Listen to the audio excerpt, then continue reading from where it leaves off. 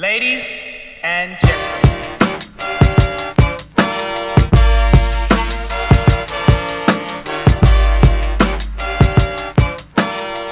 What's up, baby? Levi says hi. Hey, what's up, Levi? What's up, Levi? I don't think I've ever met Levi. No, you haven't. You need to meet him. He looks just like me, according to Ken. Bring him to the gym. It's hard because he doesn't go downstairs, so I have to carry his ass. Oh, I didn't think about that. This motherfucker heavy. He didn't figure that out. I mean, you got to put him on like a cut on a program. You know what? I might fuck around and bring him when everybody's down that Sunday for the Cal Pro. I might bring him. I think he'd like to go. Meet everybody. Bring him down. I had to bring treats. How's the prep going? It's cool, man, but I'm definitely starting to feel it. Like this week I had like 2 days where like the workout felt like work. Well, this wasn't fun. Yeah, it was tough. But it's weird though, man. Like you go into it feeling some type of way, but like once you get to like your second movement and the adrenaline starts kicking in, like okay, you feel all right. I'm dialed in. I can do it. Facts. What's up, Carlos? What's good? What's going on? Good, brother. Hello. Me and Joe just talking about prep. He started prep, and then he's talking about the days that you feel like shit. But once you get the blood going, bro, especially if you got a good training partner, bro, they got a way of, they got a way of getting you back into it. You know what I'm saying? Exactly. It does help doing this one with Paul. Like when you see him feeling low, and you're like, okay, we're on the same page here. What's up, Paul? Come back. The comeback. It's been a minute. It's been a long time. So I've been having people hit me up talking about they miss flex and shit, bro. So I'm all right, I gotta get back on it. You gotta get back on it. No, I just posted a video today, I think, or earlier today, and I'm still fucking 15 weeks out, but they're still gonna be loaded. It's weird because in my head I remember like feeling really good, feeling even better until like I don't know, like 8 weeks out. But every prep is different, bro. Every time is different. So this one video was good, bro. Huh? I watched it. It was good. Oh, thank you, bro. Thank you. I appreciate that. It was good though. You showed some real shit. It's like not every day is like gonna be a good day, you know? Yeah. You saying like you had me sleeping and stuff is like that's real shit.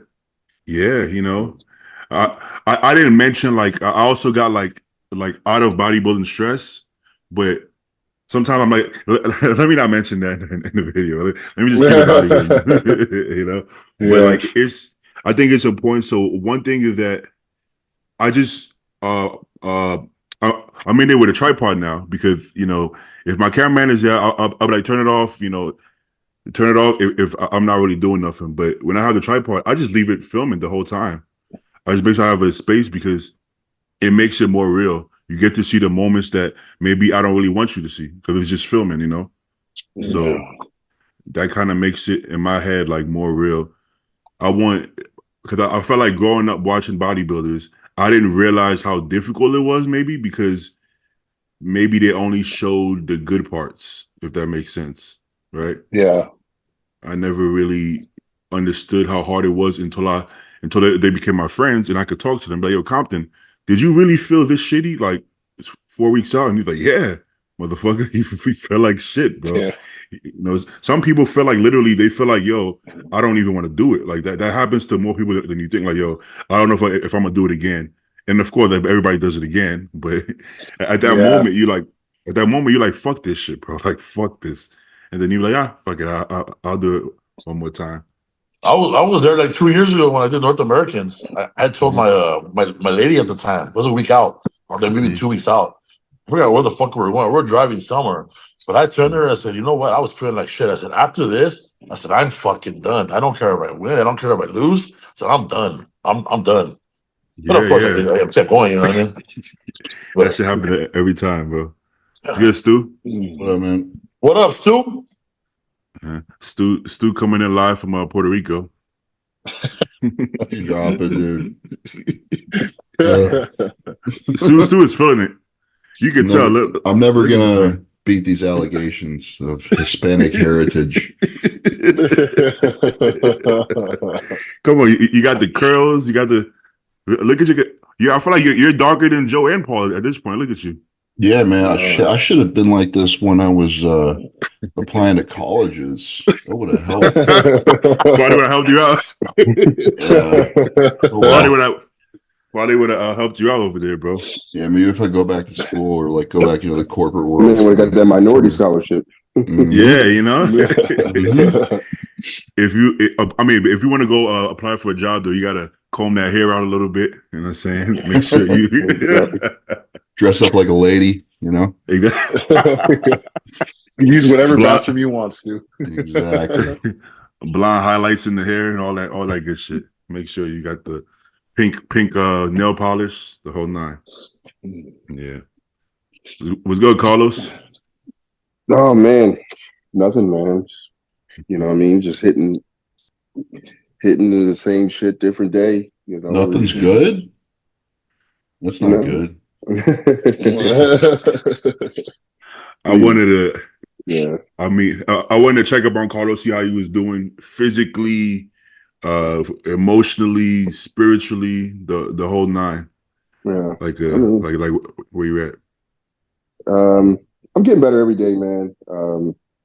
You know, we went like a tough loss in the family, and it was brutal for a bit, man. Like I've never grieved that much in my life. Like, you know what I mean? Like to like lose someone that close to me has never happened. Like you know, you lose people in your life, but like, you know, to lose like my brother is like, you know, I never had that. You know, obviously, I've never lost anyone that close. So I just didn't know how to deal. So I just honestly, like, I shut down for a bit, man. Like, I didn't talk to anybody. Yeah, I didn't talk to anybody. Like, I just fell off the bat, basically. Yeah, I mean, to be honest, I'm surprised you actually got on the podcast, because in my head, I'm like, he's probably gonna need like you know a few more months, you know. So I feel like that's a good sign, at least from the outside in, that you processing it properly. Yeah. It's. I mean, every day, dude. Like, there's moments like where I'm just like, you know, I'm just not doing well, you know, throughout the day. So it's just like this all day, you know, throughout. But it eventually, you know, like you just live with it, I guess. And you know, from people I've talked to, they just say like you're never going to forget. You never really like get past it, but you know, you just keep moving forward with your life. And I mean, if you're talking real shit, like I go to see a therapist too. Twice a week now. That's good. Because man, it put me in a bad space. So I'm just trying to. Did this happen when you were down in Brazil?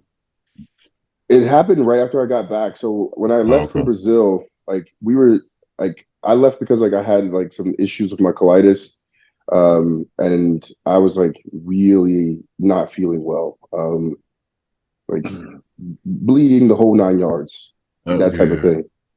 And it got to the point where I was like, okay, this isn't like safe to push through, because it just kept continuing. And I was like, I got to go home to see my specialist.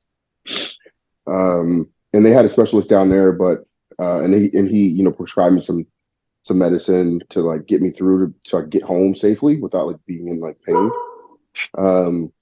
So when I got home, I went through like the whole thing of that. I even had like a colonoscopy and stuff, and just to make sure everything's good. And it was just a very, one of the like, not the worst flare up I've had, but it's the one where like I've like had a lot of bleeding. And when you lose that much blood, it's sorry guys, getting a little bit like gruesome, but like when you lose that much blood, it's like a murder scene in a toilet bowl. So it's not like, it's not fun to see, and it's scary because I've gotten to the point where like I felt like faintish, and I was feeling, you know, you're low in food. So I'm not sure if I'm tired from prep or if I'm tired from like, man, like I'm just losing a lot of blood. Like I don't know what's going on. So when I went home, we took care of that, and then like the week of like getting back, like 10 days after that, it was just like boom, I got the news. I was like, okay. Yeah, so one thing I noticed when you're in a position where you are and some of you guys are, people sometimes speculate and talk a lot about, okay, why don't these guys do more shows, or why don't you do this show or that show? And at least, you're open enough to come here and talk about it. But let's say if you didn't feel like talking about it, I know how the way I am sometimes, I don't even want to talk about it. But then if you don't talk about it, everybody's assuming whatever they want to assume. But the truth is that, you always come first. So the fans are great, sponsors are great, the analysts, they're all great. But the truth is that nobody really knows what's going on in people's lives, right? So I think people have to be more graceful when talking about, oh, this is a mishap, you should do this show, because you have no idea. You don't even know people's financial situation. You don't even know if people can afford to do these shows or travel, whatever. So, end of the day, I don't think anybody owes anybody an explanation. I think you should always do what's best for you, and everybody else could chill the fuck out. You know what I'm saying? Yeah. But I'll say, like, my sponsors were like, they were super understanding. Because obviously, like, it's a big, the Arnold South America is a big show for them, and we were looking forward to it. And I was even going to drop like a little announcement, like, "Hey guys, this is why I'm not doing it." But then, as like the day I was going to do it is when I got the news that my cousin passed away, and I was just like, "Yeah, I'm not talking to anybody. You guys aren't going to hear from me." I even told my sponsor, I was like, "Man, like, I'm not making any announcement, dude. Like, I'm just done. You guys will hear from me when you hear from me. I need some time." So working my way through that still. And you're right. It's just like you come first. It's your life. We're people. We're human. We have shit go on in our lives. Like you said, like when I just hopped on, it's like, you just on your the latest video, you were like, "Ah, man, like I'm not getting a lot of sleep," but low key, it's like some personal shit happening outside of bodybuilding, outside of everything else. You don't want to talk about it. Exactly. So it's not always as simple as it may seem on the outside. And I think because of social media, people feel like you always owe them to show them stuff, but you don't actually owe anybody. I'm sure. Do you feel like you feel some pressure sometimes from just the fans of bodybuilding to do certain things or look a certain way or live your life a certain way? Like, I don't know if I feel pressure from fans. I feel pressure for myself a lot. I think that's common amongst all of us, is that, I feel the pressure of, like, I wanted to get on stage and do that show. And more so is like, I feel like, I let myself down at some point. I was like, dang, I let myself down. And, I mean, I don't even listen to the keyboard warriors or anybody like that. It's like, they don't fuel me. They don't bring me down. They don't do anything for me, respectfully. Like, it's great to have support of the people who are positive, but like negativity, I'm just like, you guys are just flies on the wall to me. As far as like pressure or anything, it's just mostly internal pressure. You said it. You even said in your video. I got a reference in there because it's a good one. You were like, you don't get points for potential. You don't get points for how you feeling or anything like that. It's what you show up on. It's for the body. It's what you present. And so yeah, I think that's why we're our harshest critics. Is we understand is like we don't get points for being sad, mad, down. It's just what you present on that day. And unfortunately, like, if I wasn't going to present my best and I had some things that come up, then I'm not going to step on stage just to step on stage. Like, I want to be my best. So Exactly. Yeah. Because at the end of the day, if you step on, because okay, people want you to step on stage, right? But let's say you step on stage amidst everything going on and you don't look your best.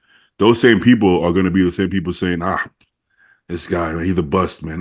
You don't got it, So that's why you got to do what's best for yourself. There's no like, oh man, well, he had this, he had that, and I'm not using any excuse of that, but like, I know, like, I'm not going to step on stage when I'm mentally not in a good place and physically I'm not feeling too well. Like, what I mean, I know that won't be conducive to bringing the best me. So I'm not going to do that. No matter if it's obligations from my sponsors, if they're like, hey, like, thankfully they understand. They know health comes first. They know family comes first, and I love them for that. And that was not even like a question. They were like, all right, whenever you're ready, tell us what show you want to do. I was like, okay. Thanks. All right, so I guess last question before we get you off the hot seat. is That's cool, bro. so Good. so right now, do you have anything planned, or right now you're just getting your mind right, your body right, and then you'll handle that in the future? Yeah, yeah. I'm just getting my mind and body right. Actually, it was just coming off of everything, and just cleaning out. And I'm just going to reassess like what we're going to do, and we'll go from there. Like I said, like there's some other stuff outside of bodybuilding that I'm trying to handle first. And that's going to be once that's in line and in order, then it will progress forward because I know everything else and when everything else is aligned properly, then I know I can operate at my fullest mentally and physically within the space of like being in the gym and having like staying like even like dieting, like if you're mentally stressed, like what I mean, your body is going to fight you. If you're physically stressed, you drive yourself into the ground, your body's going to fight you. So I know it's a big thing for me. So I want to make sure that like once these things are cool, I'm gonna go ahead and push forward. We'll go ahead and choose a show. So if it's later on in the year, then I have no problem with that. Like I've come to like at first I kind of was like, damn, I'm pissed at myself at the situation, but I'm just like, you know what?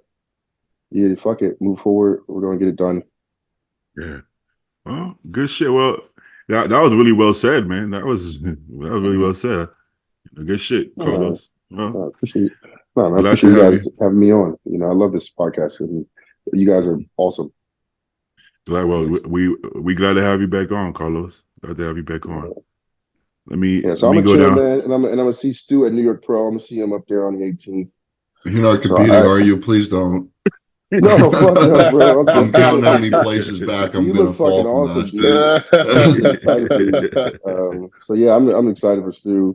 I'm gonna be at the New York Pro, watching everybody compete. So bro, everyone's gonna be at that show. That's gonna be a busy show. I got a bunch of friends who said they're gonna be coming just to watch and stuff. So that's gonna be a lot of fun.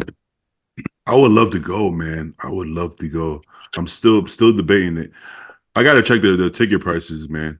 I gotta check the ticket prices, but I would love to be there, to see fish soup. But Stu, how you feeling, Stu? How's that going for you? Pretty good, man. I mean, I'm tired right now because I had a higher food day yesterday. I always get exhausted afterwards. Like, my body just kind of goes into recovery mode. I just want to sleep right now, but I'm here to chat with you idiots. But yeah, man, everything's kind of on track. Like I was comparing pictures from like last year to right now at 5 weeks out. Like I'm pretty close to what I look like, on stage last year, conditioning wise. And like, I'm taking fuck all of the drugs compared to like last year at that point, when I was on stage. Because, like I talked about, I'm going to be doing multiple shows, so I got to stretch things out further. I can't just send it early on. But, I mean, considering all that, like when we do trickle in more of that stuff towards the end, like the look is going to change a lot. So I'm impatient, to get that over with and, to do that, but I can't yet. But I'm excited to see it happen. So, yeah, dude, we'll see what happens. I'm fucking annoyed I didn't do Detroit. That is for sure. And the pictures are gonna look crazy because the lighting and the backdrop, bro. That shit looks it looks good. It looks really nice, honestly. Well, yeah, we should go over that stuff because they're already putting up videos and pictures and Load out there. Yeah, fuck it. Well, when is the finals? I think it's like 5 p.m. Yeah. Oh, I was gonna see their time, right? So that means 2 p.m. here. Oh, we might catch it then, yeah. Because by the time we'll be releasing right as we go. You'll be like, okay, so breaking news, fucking Martin Fitzwater won the Detroit Pro. But your arms, I feel like Stu's arms. I don't feel like you had those arms last year. Any tips and tricks why your arms? Just hard work and diet and training and believing in yourself. That's the most important part, believing in yourself. Yeah. Somebody told me that Stu was doing that RP app, the RP hypertrophy app. That's true. Yeah, that's very very good for tracking your progress and Oh, optimizing my things. I God. love optimizing. That's my favorite. Good Yeah. job, Stu. Let's let's go Be right back. Joe. Of course. Let's go, Joe. How's prep going for Joe over here? I see your It's face. cool. I'm like I said earlier, I'm starting to feel it a little bit. Like Yeah. it's not bad yet. This is like nothing compared to my last one, like at Mhm. all. Like I was damn near ready at this point last It time. was. I saw you. Yeah, so this time I like the conditioning is coming in slower, but he's pacing it out that way so that I don't get ready too early and I can hold on to as much size as I can. Because one thing that's holding really well for me this time around is my legs. Mhm. Like my legs are a night and day difference compared to my USA's look. And I'm really happy about that because that's the one thing that I didn't like about my physique. So seeing how much size I put on there and how much they're holding is really nice. And then Yeah. my food, he just like dropped the hammer on me. So like my food's real low as of yesterday. And It my was low. cardio's It was low no, the he last time I upped it saw from it. there. Oh, So okay. when he did that for like a week and a half maybe, and then Mhm. that ignited like my metabolism once he started feeding me, and then my food was a lot higher than you saw, Yeah. and now it's back pretty much to that point again, but with more cardio this time and more stuff. How low is low? Like so, 3 of my meals have 75 grams of rice, and 2 of my meals have 60 grams of cream of rice, and that's all my carbs. And I'm doing Well, 65 minutes of cardio. Mhm. yeah, it's not nothing. Yeah, that's And Yeah. I'm 260. I'm 260 fasted. That's pretty Yep. low. This is the importance of a coach because Compton actually he upped my food technically, and I lost weight. So that this is why because if you leave it to me, I'm just gonna eat scraps because I'm like I keep gaining weight on scraps. But sometimes that's not always a good thing because like you just said, he upped the food and your metabolism got going. I can feel my body getting cold when my metabolism slow down. I actually get physically cold, and then when it revs up, I get hot. So once I start getting hot, I know it's a good thing. If I'm getting hungry and hot, it's a good thing, right? So he ups the food. At first, I'm like, damn, it's hard to get this food in. Then I have to force feed it. Force feed it for like a couple of days. Then you start getting hungry. Then you start getting hot. Then you start losing weight. And I'm like, huh.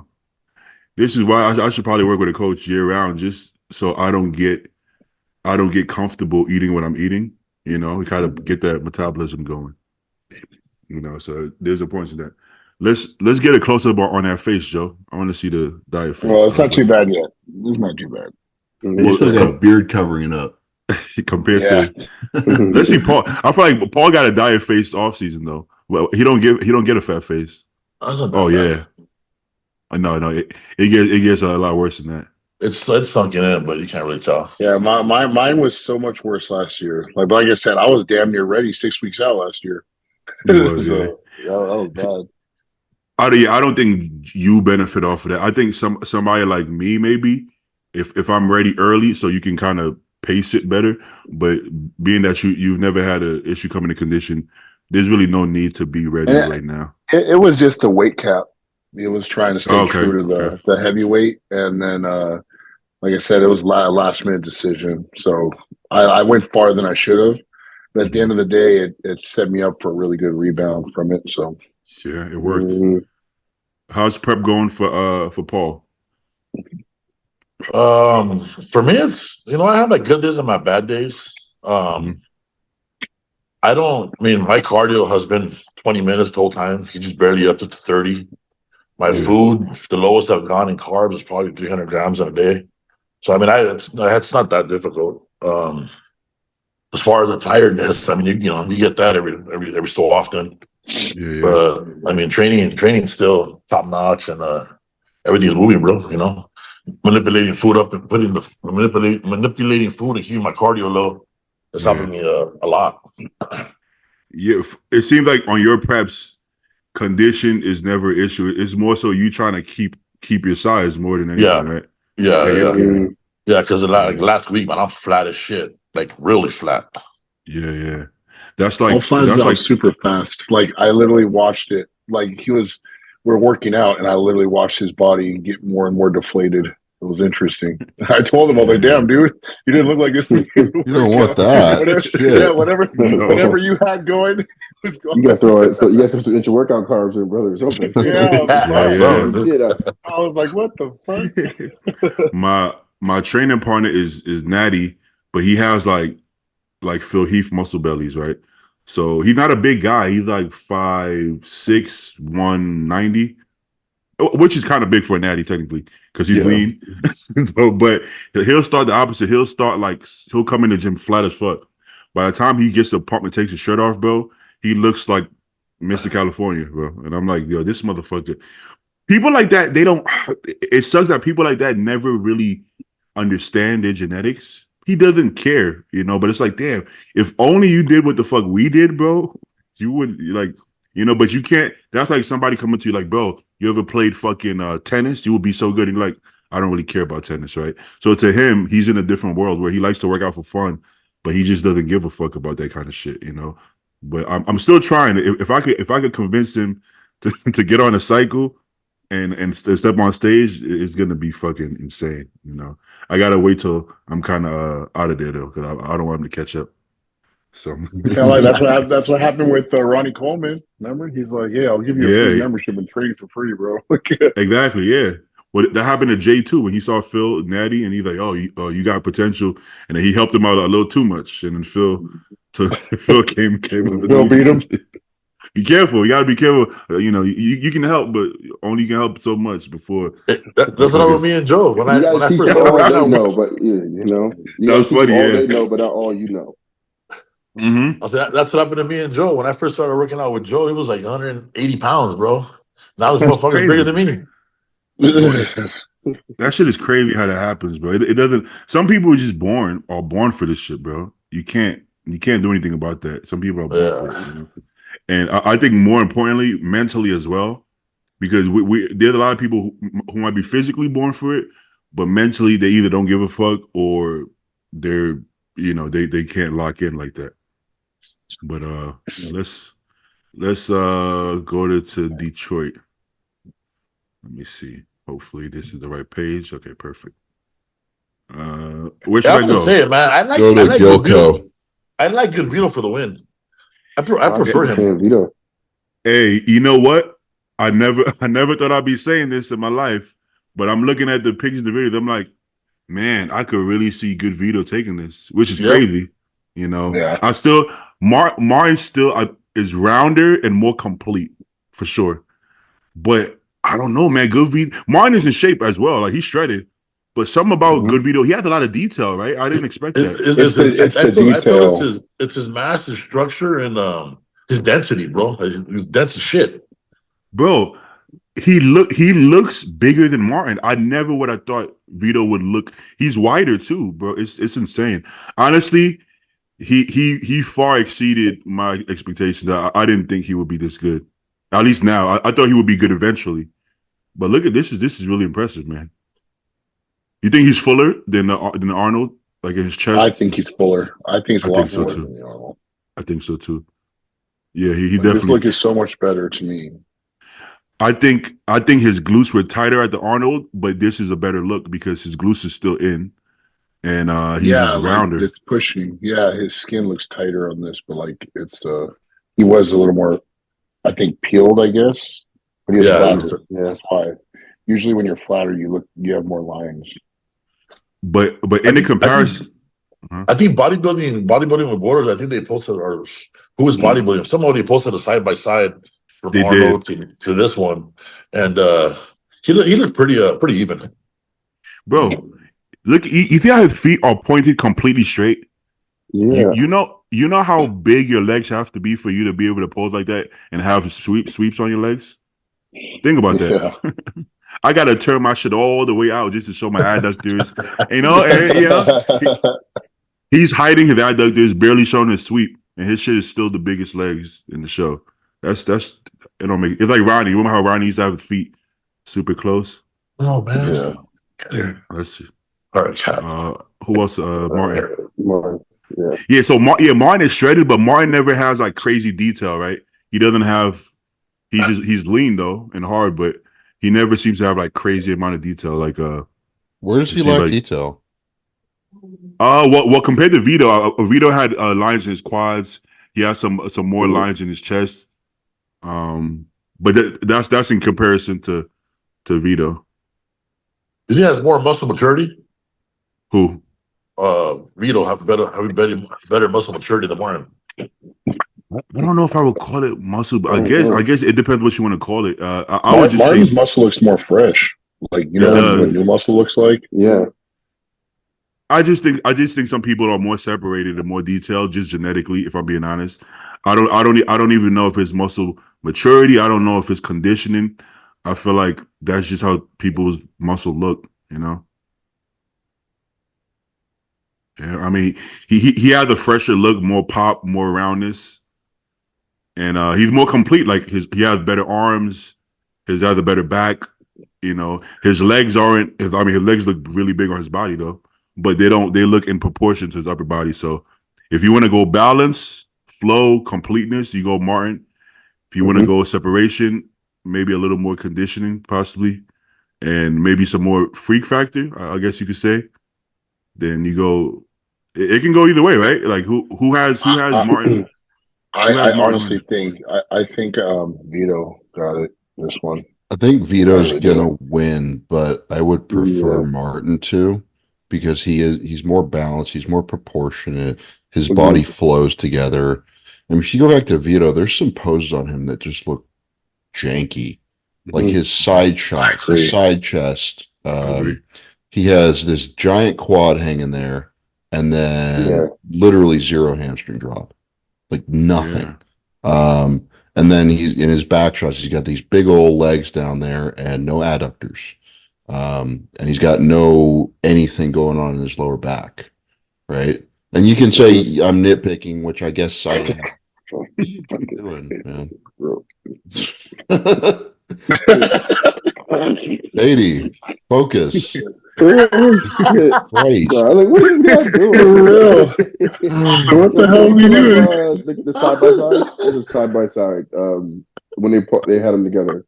Wait, this is side by side? No. Oh, not this one. Okay. Lower. Was it on? Oh, there you go. There you go. There you go. Thank you. Okay. Get back on the Perfect. So okay. I have to be honest, honestly. Yeah, I prefer him in these comparisons. I don't know if they'll give it to him because I think Vito is a little harder. Muscularity wise, they're very close, and Vito's very popular. And this is close, man. This is close, right? It's real close, though, yeah, it's close. It's a close battle. I think just Vito, like from the back, like his lower body, you know, he's got those dugout hams and separated hams, and the glutes look really, really good. But I don't know. I prefer Martin's physique. I was just saying Martin has bigger arms, but I don't know about it in this pose though. It actually looks like he has better biceps. I think Martin has better shoulders, and it's just kind of giving the illusion of a big ass arm. Better chest, better back. But if I'm judging the front double, I got to give it to Vito. What about y'all? Yeah, like it's the separation thing, the depth to his lines and stuff. They said Martin just looks like Martin looks like he has fresh muscle, so he does. I'm sure it'll get dug out, but it's just new. Now, back double, I expected Martin to like completely destroy him, but he is winning, I would say, but not as much as I thought he would be winning, right? Yeah, I think he's hitting it better than Vito. Vito looks a little awkward, but he is. A lot of his poses look a little awkward. He's not known for being a lot awkward. Yeah, I agree. I don't know if he just can't contort his body properly, if he hasn't practiced it or what, but like the way that he presents himself, I don't really like it. Yeah. He's high energy, which sometimes is good, but only if you're high energy in control. I think he's high energy but a little out of control. Like Ramon in Classic. Like he's like fidgety. Vito seems sometimes a little fidgety, and he doesn't hit the pose that well, if I'm being honest. Martin is showing a lot more thickness and density in the back. I think that is a muscularity thing, but also a posing thing. His shoulder blades are back. His back is arched, so he's not showing this low back action. Martin has bigger glutes, just as detailed as Vito. So I think Martin got to take that one. Hey, fuck, get away. Now let's see. All right. Most muscular. Who you guys See what I'm got? talking about with that side leg on Vito? Yeah. It's like there's a lot of detail going on there, but the hamstring is just whoop, it's gone, which is weird because they're detailed from the back, like they appear to be there, but they're just nothing. It looks like he's like actually contracting his hammy. He's not Yeah, supposed it to could be be- doing it. Yeah, it could be like, like he's not, like when you flex that glute, that hamstring drops.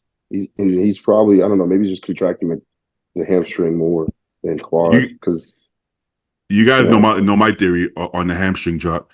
If you have low glutes, you don't have a hamstring drop. It's like Andrew Jack, Tonio, Ronnie Coleman, anybody who has a glute dropping all the way into their hamstrings. I've never seen that. Whereas Martin has the higher glute and he has the better drop. So I think it's really hard to have a fucking humongous long low glute and then have a because it's like most of your back leg is a glute. So I don't think that's something. He can probably fix the posing though, for sure. But I don't think he'll ever have like a crazy hamstring drop. Just it is what it is, Look from behind, like you see how his glutes tie in lower than Martin. So I think that's part of, and the shorter the glute, the better the hamstring drop usually. makes sense. Could be like the Ronnie Coleman effect. Yeah. And it's already super low.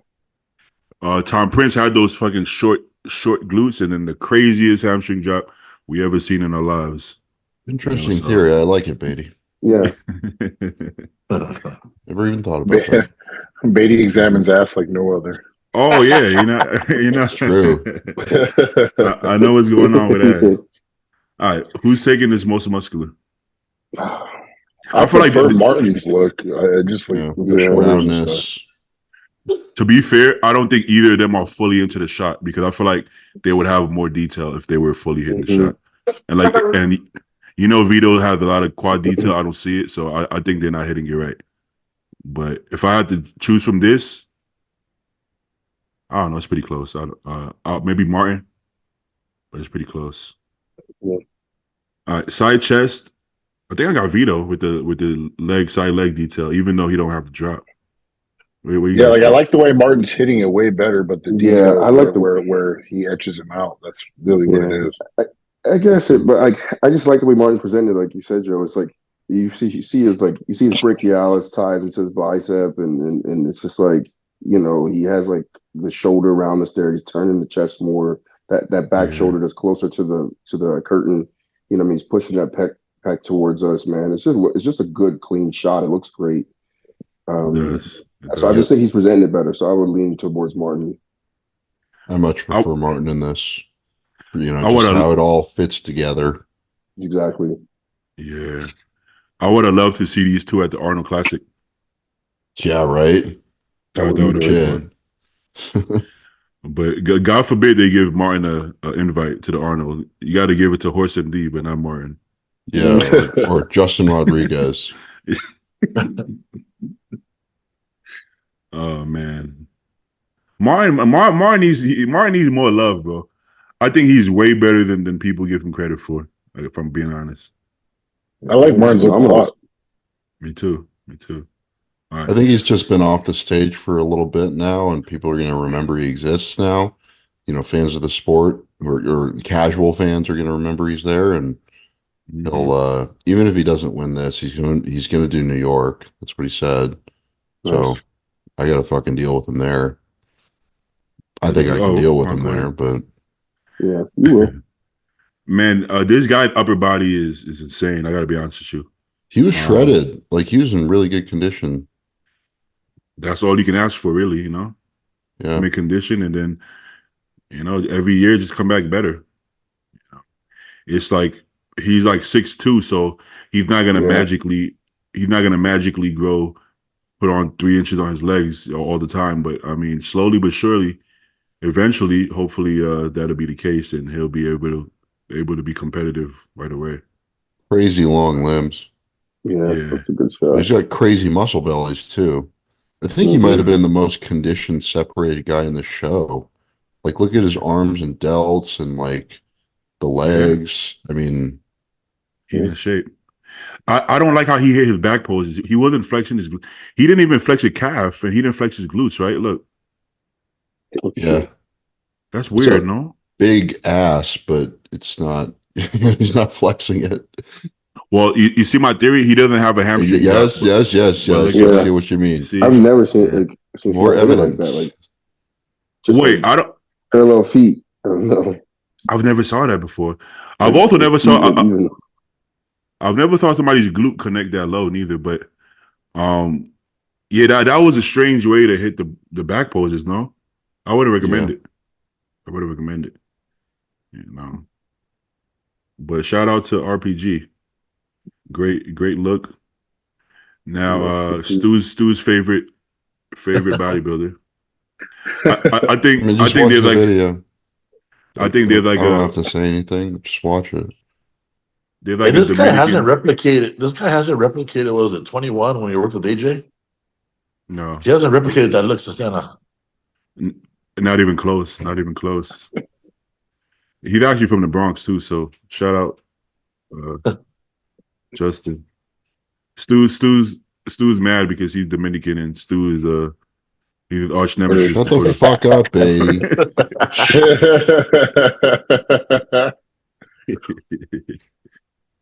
I mean, hey, his back looks great as always. Back double. yeah, his back is always phenomenal.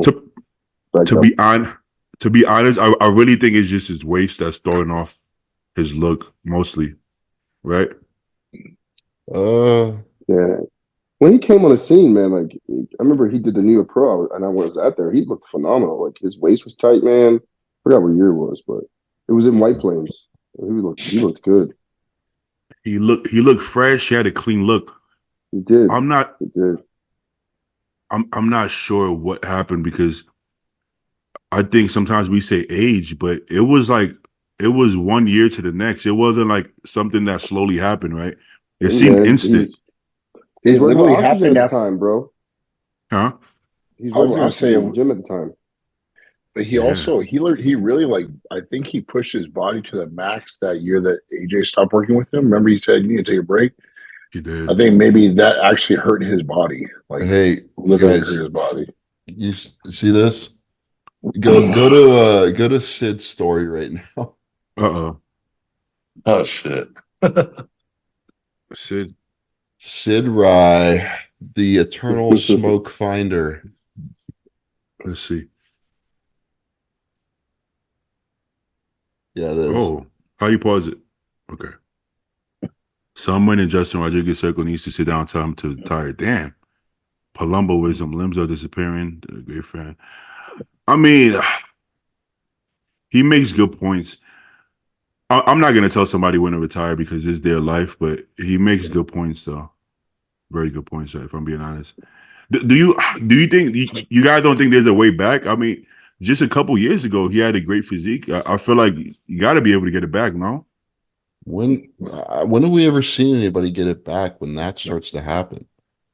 Never. I can't think of any examples. Like maybe people have Oh, shrunk man. their waist down, right? Yeah. But like it wasn't from like Palumbo kind of status. I'm not saying Justin's there, but writing's on the wall. So I mean, has anybody come back from it? I don't know. It's just that it. Mhm. I don't know, man. He might just need like a total reset and like I don't know, like I hate to sound like a hippie, but like, fucking start fasting and trying to like, Yeah, man. bring that waist in more, man, the best he can. The limbs being downsized is true, and I don't think he can recover that. But the best he could do is probably just try to tighten up the waist as much as possible to give a better illusion. I But think so. how old is you? I remember you mentioned his age. Like, what is his Well, age? so I think somebody Googled it and it said he was like 38, 42 or but something. Oh shit! Yeah. No. there's no way there's zero chance he's 38. Mind you, I've been knowing Justin since I was like 17, bro. He can't be 38. I'm 31, bro. That's impossible. So I don't want to say it's impossible. I kind of want to let him say his age, but I don't believe that he's 38. I think maybe it's harder to know because he's not from here. He's not from America, so maybe it got lost in translation. I don't know. They count years different in different countries. He was, bro. He was a grown man when I met him. He was huge. He had to be like 290 when I met him.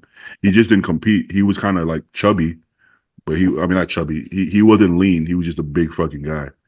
So I don't believe he was fucking 24 back then. I think he was already grown.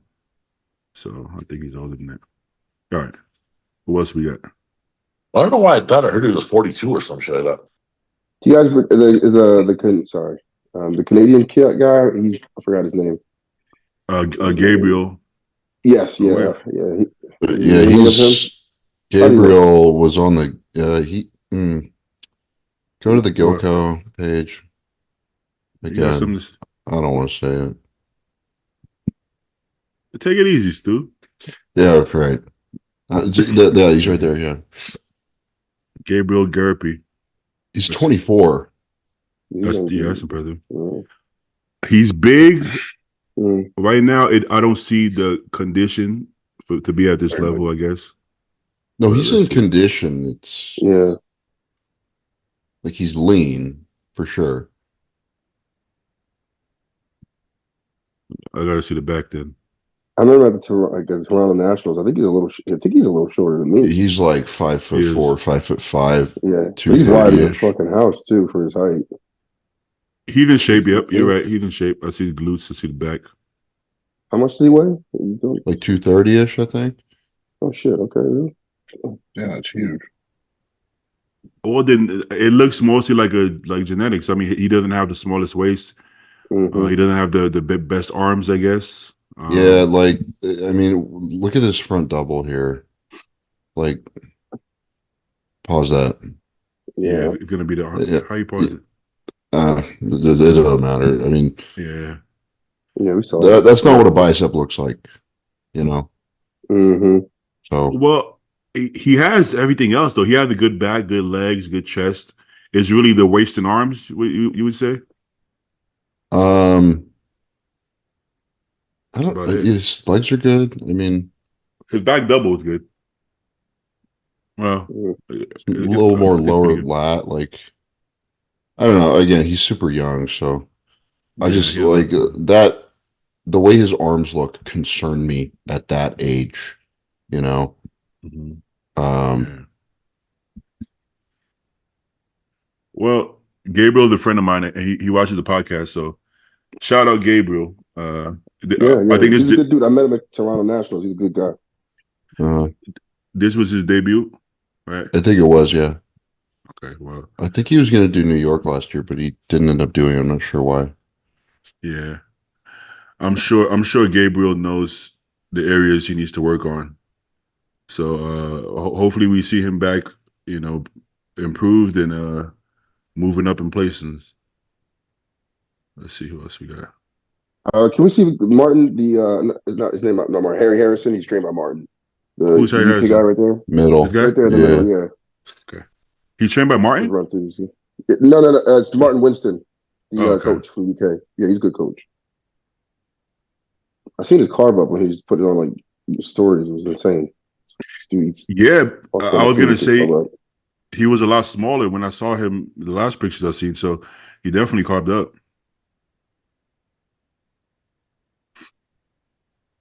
Let's see. Yeah, and there was only 6 guys, right? In this, just 6 guys. I believe so. Yeah. Damn, Stu. Yeah. What? You got this was yours, baby. Yeah, that was yours to take. Yeah. Don't keep reminding me. Nah, New York is yours, man. You got it. Yeah. I mean, he might be the most shredded guy in the lineup, no? Yeah, he's peeled. I like him. Okay, well. Hey, listen, that's all you can do is peak and come in shredded because everything else is kind of out of your hands. The muscle you have is the muscle you have. The genetics you have is genetics you have. And all you can ask for somebody is to come in shape. And he came in shape. So is he a tall guy? I can't tell. Like, I think he's tall. He seems tall from all his. He looks like that. I just want to see him in a lineup, Because the 2 guys who are winning this show, 1 and 2, are like 5'6" and 5'7", right? Yeah. Gabriel's like 5'4", probably. Ron Gordon is tall. Yeah. Yeah, but then Ron's just like sticking up there like a tree. They don't have like a lineup, like them all Call line up. up together. Yeah. I want to see if I can find that. Anybody putting the borders. Let me see.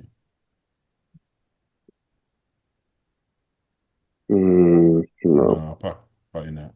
Well, all right. So, gentlemen, what's your predictions? Let's I guess it's only 6 guys, so let's put them in order. Let's start with Joe. Who you got? I don't even know the whole lineup. I just know that I'm going to say Vito first, Martin second. I'd have to see the rest of the Oh, guys. Justin, Justin- RPG, Gabriel, and British guy, Harry. Harry. Oh, okay. What does the British guy look like? Did we just look at him right now? Just looked at him, yeah. This guy was sleeping. He was I talking was about- I was zoned out. Good God. Unfucking professional. So Vito. What is this? Amateur hour? Vito, Martin. I actually think I would put RPG in 3, Justin 4, and then that shorter one with the Gabriel. Gabriel, 5, and then the other guy 6. All right, let's go. Paul. Vito, Martin.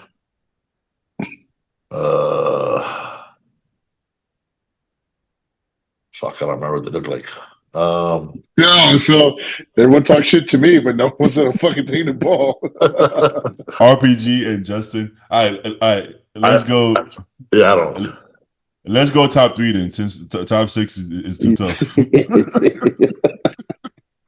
If I don't Easy know the Sunday names like today. that, if I don't know the names like that, it's gonna be different. Yeah, I'd probably say Top 6 RPG. I'd probably say RPG third. Yeah. Okay. How about Carlos? Man, what I want to see is Martin, then Vito, and then I'll say, gosh, I'd like to see RPG in third, but I feel like Justin might be he might slide him in there third, and then RPG in fourth, but I feel like they'll do that, but I want to see Martin, Vito, and then RPG. Yeah. I agree with that. You agree with that? Yeah. I don't know if it'll happen, but I agree with that. That's how I would judge the show. If I was judging the show, I think I would have Martin, Vito, RPG. Maybe I'm a little bit biased to Martin as well because I like him and I like his physique. But I mean, everybody biased. I mean, judges have some personal biases too. You know, a judge could be like, I like Samson over Nick. That's a personal preference, you know.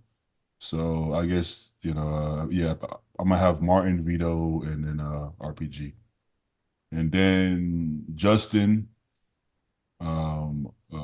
Gabriel, then Mr. Britain. I'm sorry, what's his name again? Harry Harrison. Harry Harris. Look at Joe. He's like, Yeah, fuck all y'all. all right. I'm gonna be honest. Going through my head when you guys were all talking, I was like, "Fuck, man!" Like, I literally felt foggy. You know, my caffeine's already empty, and that shit didn't do shit. Fuck. Yeah, I be trying to save the caffeine for prep because when I start prep, I'm not shy about that caffeine, bro. I'm not shy about the caffeine. Hey, Stu, did you try that phentermine yet? No, I haven't. I've actually, my stimulant intake has been pretty low this year. Really? Compared to previous years. Yeah, I'm taking less Adderall. I'm probably using about the same amount of caffeine as I did in the off season. I haven't touched any of that crap. Yeah, it's which is good. I think my sleep is a little better. So I just haven't felt like I needed it. I'm not super hungry. So yeah. Yeah, if you don't need it, you don't need it. It's good stuff, bro. Yeah, and I'm gonna like I've been talking about over and over. I need to stretch this shit out for a long time. So there will probably be a point where I'm abusing stimulants a bit more, but I mean, hell, even my clen, what was it? It got up to 60, and then we dropped it back down to 30 a week ago because you know Blue just like he reduced my cardio, he reduced my clen, he bumped up my food all like when I got back from Dallas, and I'm still getting like leaner day to day, but like I'm just kind of feel like I'm cruising right now. Doesn't really feel like I'm dieting, which is boring. You know, I want to just like fucking get in shape already, but I can't do that now because I'll just You in shape? wither away. Oh, you in shape still? Pretty close, but like I think when I get to like 3 weeks out, and then we have like the additional anabolics in there for the last little bit, then we can push it a little harder, get the like dig to get more condition than last year, and then bring me back at like 10 days out, feed me back up and chill. If I did that right now, though, like dug down at 5 weeks out, then all of a sudden I'm like super peeled at 3 weeks out, and I'm like holding my dick. What do I do? And like my training's going to suck by then. My fatigue level is going to be crazy. Like I'm going to feel terrible for 3 more weeks straight of just sitting there. And I think my body would fall apart. So we would have more latitude to like be more aggressive with my diet right now if I was taking more shit. But like I'm not. Like my drugs are still pretty low compared to like last year, and probably compared to a lot of what guys are doing. So you've alluded to the drugs a few times, so yeah. I'm getting curious. I'm getting curious now. Now you got me going. What what have you not added yet? Like, have you added in Winnie, AIs, trend, mass? My AIs are still low. My trend's at like 250. My mast is like 250. Test and Primo are at 700 a piece. And I started 25 mgs of Winstrol last week. Ooh. Usually I start Winstrol at like 8 weeks out, and then I'll taper it up to like 75 or 100, but I'm not going to get that high, and I'm not going to start that early this year. Yeah, you got a lot of shows to do. Like you said, you got to stretch it out. Yeah. Good point. But, you can get body fat off with like more moderate drugs. It's just the last little bit where you're like really trying to like hold on to all the tissue that you need a little more androgens in there. And then once those go in, which they will in a couple of weeks, then we can, finish the job. But for now, like, fuck, I went and did the sushi thing last night. That's why I'm so fucking tired right now. Like, I just want to sleep. But yeah, I'm in a good spot. So do you ever cut the test and growth and stuff like that, or you keep that in? Bring it down. I'll bring my test down, but not drop it out completely. And then growth, I cut out at like 7-10 days out usually. Just completely. I've never run that into a show. What's the highest you push the AIs? You ever did like what I do, or? Not quite. So last year I did 25 mgs of Aromasin a day and 2.5 mgs of Letro, which is a lot of Letro, but I felt fine on that. Right now I'm doing 12.5 Aromasin and half a meg of Arimidex every other day. So really not much for where I'm at right now. That'll go up, but I don't even know if I'll use any Letro this year. It might just not be necessary. Those are the X and O's of what we're doing, which compared to last year, I mean, it's just less across the board, which is good. Like I feel better doing it like this,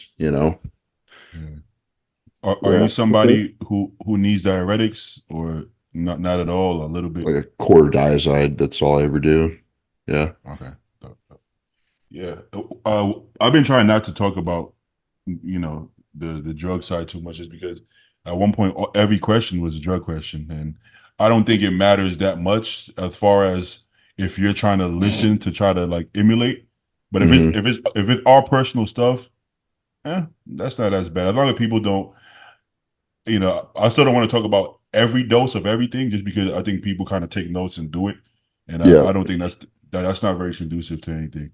Well, I guess the takeaway here is every single year I've been competing as an amateur and now as a professional, I've taken less drugs every year and I've looked better each year. I've had more muscle each year. So, I mean, do with that what you will, but, maybe you should take less shit. And you might, I think that I've taken too much in the past. Just maybe it's not going to hurt me too bad, but it's like, was it really necessary? Maybe not, And now that I have these extra shows I got to do, then you got to be careful, more careful. I've never seen a bodybuilder actually look better by going higher doses. Besides, like somebody like Joe, who was literally natural and started at bare minimum and crept up super slow. That's different. But like somebody saying, you know what? I've been on 1,000 tests for a couple years now. Let me go 1,500 or 2 grams. I've actually never seen somebody just all of a sudden add a bunch of muscle for more gear. If I'm just being honest, that's just my personal experience for what I've seen. Yeah. It hasn't happened to me neither, because I've done more, I've done less, and I didn't look any better or grow any faster with more. Yeah, I mean, I personally like my doses have been pretty stable, come down a little bit over the last 3 years or so, roughly. But I don't like it gets in my head like, oh, what if I did more? Just to see. But I don't think I need more muscle at this point. Unless I like if I'm trying to beat Nick Walker on muscularity, then yeah, I'd need to take more drugs. But that's not how I'm ever going to beat that guy, if I can ever beat that guy. It's going to be off of shape and structure and flow and condition, because Nick doesn't have those things. Damn. Okay. And not like I do. I'm just fucking with you, bro. I'm just fucking. But I like it. The funny part about Nick is that I don't think Nick has been trying to add any muscle for the last 3 years. He just does, And I don't think he has gotten much bigger. I mean, since if you look back at like the 21 New York when he won that, like I mean, maybe he weighs a little more, but like muscularity wise, he's not too different, I think he's quite a bit bigger, bro. If I'm being honest, You think? I Where? think so. I mean, overall, because keep in mind he was like, I think he was like high 240s at New York. He's like in the 270s now, and he's pretty fucking lean. Really? Okay. I don't think it's like I don't think he put on 20 pounds of muscle, but I definitely feel like he's bigger. It's hard to tell though when you're that big already. Honestly, it's kind of hard to tell. He's bigger for sure. I mean, I actually preferred the Arnold look from 2021. That was a good look. I thought that was one of his best looks. But yeah, he's definitely put on some size. His fucking arms never stop growing. I feel like ridiculous. That's the thing though. If you're not trying to grow but you're still growing, like you're not gonna try to lose muscle though. You're gonna be like, fuck it, it is what it is. Keep that shit as it is. Just keep these rolling. Because he said that for a while back. Like I haven't seen him have an off-season push. Like he just kind of maintains and holds it. Besides when he got with that new coach, he kind of pushed him hard, but I don't think he enjoyed that very much. But I don't think he needs to do no bulks anyway. So yeah, I think he was very uncomfortable when he was 300 pounds a few years ago, man. Why though? You're 5'7". Like, why would you need to be 300 pounds? Fuck that. That's that. Yo, imagine how hard 300 pounds is for like me, Paul, and Joe, and we're taller, or Stu. Imagine if I was 3-4 inches shorter. That's horrible. That's gonna feel horrible. I couldn't do it, dude. I couldn't do it.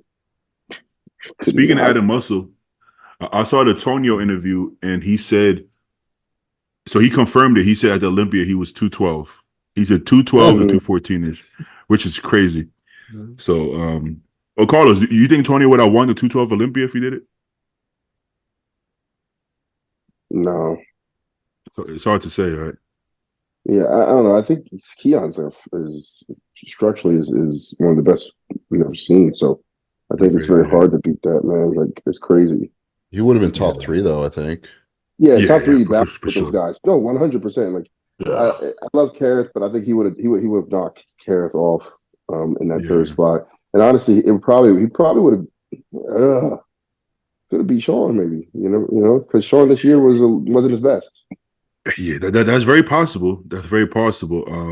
This tells you how good the 212 guys are, though, because you have Derek and Hadi first and second, then you have Tony eighth, and then we just said a eighth place top 10 guy would get third at the 212 Olympia. That's crazy. You know, Bro, I think like it's hard. Like Keon's like he's structurally one of the best we've ever seen, man. It's tough. Him like all time best would be difficult, bro. You know who I'm like worried about in New York is Angel, the Spanish guy, because He's doing the open? he's already peeled. Yeah, he's already peeled at like 230, and he's all of 5'4". So the guy is like so complete, top to bottom. Bro. Yeah, I think he's a little slight in the legs, maybe, but I don't know if putting on extra size will help him out if he's on open. Maybe in the limbs, yeah, a little bit. Yeah. But boy, he's just a ball of muscle, man. There's nothing He missing is, there, dude. really. Yeah, I've always been a big fan of his physique. He's always come. He don't miss. He's always come. Oh, he's always peeled. He's peeled in the off season. Exactly. Him and what's the other guy from Ukraine? Like he's a big. Oh, he's good. Too. Yeah, we were talking about Ole Christian. Yeah. Jesus Christ! Like we're talking like 212 guys, and they like knocking off open people. It don't matter, man. When I hear people say, "Hey, get rid of 212," I'm like, "Nah, motherfucker, keep that shit going because when they come to the open, I don't want to deal with them. Stay down there. They gonna beat a lot of people, bro. Like it's not a height contest, man. It's a bodybuilding contest. So these motherfuckers, they're not playing around. I don't, shit. I mean, look what we saw what Sean did in the open division. Angel already won an open show. Yeah, you remember? He did. Okay. But okay. So I feel like back in the day when Flex would talk about open, I used to be like, I don't think Flex will be top 3 in open. I think maybe top 8, top 10. Let's be real though. It was different back then. Those guys were heavy hitters. It was. Sean Roden, that's true. Wolf, Phil, Kai. Different. Good point. Let's be real. Let's just put that up there. So not saying now, not good, but they were heavy hitters. Yeah, and they were all big guys, unlike Derek and Hadi. Yeah. So that does make a difference. Now, in hindsight, I think in that era, I don't think he beats Phil, Kai, Dennis, but I think he could beat a Branch. I think he could beat. No, he can't beat a Sean. So I think top 6 would be fair. Yeah. I think it's possible to beat a lot of those guys because they were big, they were heavy hitters. But they weren't the most consistently conditioned guys. And when was Flex ever off conditioning? Never. He wasn't never. Literally never. Like he was peeled at 230, just like a lot of these guys, and then he would just suck a bunch of muscle off to make weight. So I don't know if he's not one of these dudes who's going to be like, oh, I gotta keep my weight up. I gotta stay full. I gotta stay big, like the open guys do. So he's just gonna get in shape 5 weeks ahead of schedule. And then he's just like, that would probably be the easiest prep ever for him going into the open. Like, because he's talked about how horrible it was sucking all that muscle off of him. But like for 5 weeks, just kind of wrecking his body. And if he didn't have stomach issues, like that's what held it back. I don't know if it was colitis or what, but he had stomach issues that he couldn't eat. Basically, that's why he didn't go to the open because he was talking about it and trying. Now, did you have something to add? No.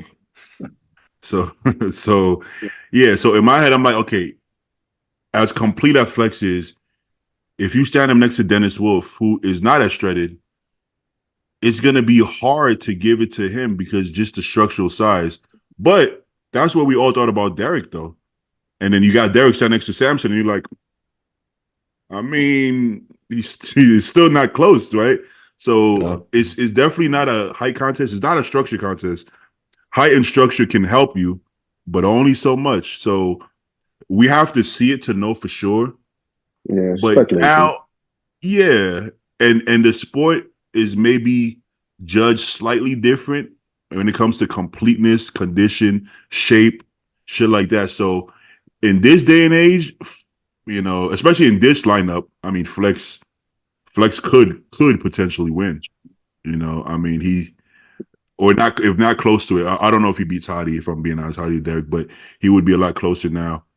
The year that he missed his opportunity was the year Brandon won, with all due respect to Brandon. But I think an all-time best Flex could have won at Olympia. You know. All right. Oh yeah, but I was talking about Tonio. Yeah, he said he was 212. Then this year at the Arnold Brazil, he said he was 220, right? 223. Yeah, I think 220, 220, 222, something like that. Yeah. So he did add 10 pounds. Because when I was watching him lead up to the show, like, did he get bigger or not? I couldn't tell. But on stage, I think, especially his back, I think he put that shit on his back, bro. His back is stupid. Yeah. He was. Yeah, he looked good. He looked good. Like when I went over like the videos and stuff. Yeah. I definitely think. I don't know, man. I don't think Hoffa was at his best. His best conditioning. So. Oh yeah. We got to talk about that. I almost forgot. Luckily about Tonio the toilet clogger. Oh yeah, that was crazy. That's so fucking funny, dude. That's He destroyed their shitter. Did you think Tonio? I don't think Tonio went hard on Rafa. I think he was talking about more so he didn't like that the fact that the way the judges did the call outs, and he felt like he was getting favoritism backstage. But I don't think he called out Rafa as a person, right? I don't think at any point, you know, he didn't like how things went, but it wasn't like Rafa's fault. I think Rafa took it a bit personally, though. I think he took it a bit personally. Let's see. I want to see a comparison. Where can I see that? Bodybuilding Without Borders? I want to see the Arnold comparisons. Let me see. But okay, did you guys, who had Rafa winning?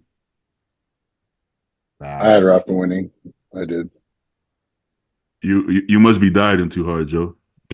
No, he was just bigger. That was literally it, though. It wasn't more muscular. His conditioning wasn't as 6 good, weeks out. Well, okay.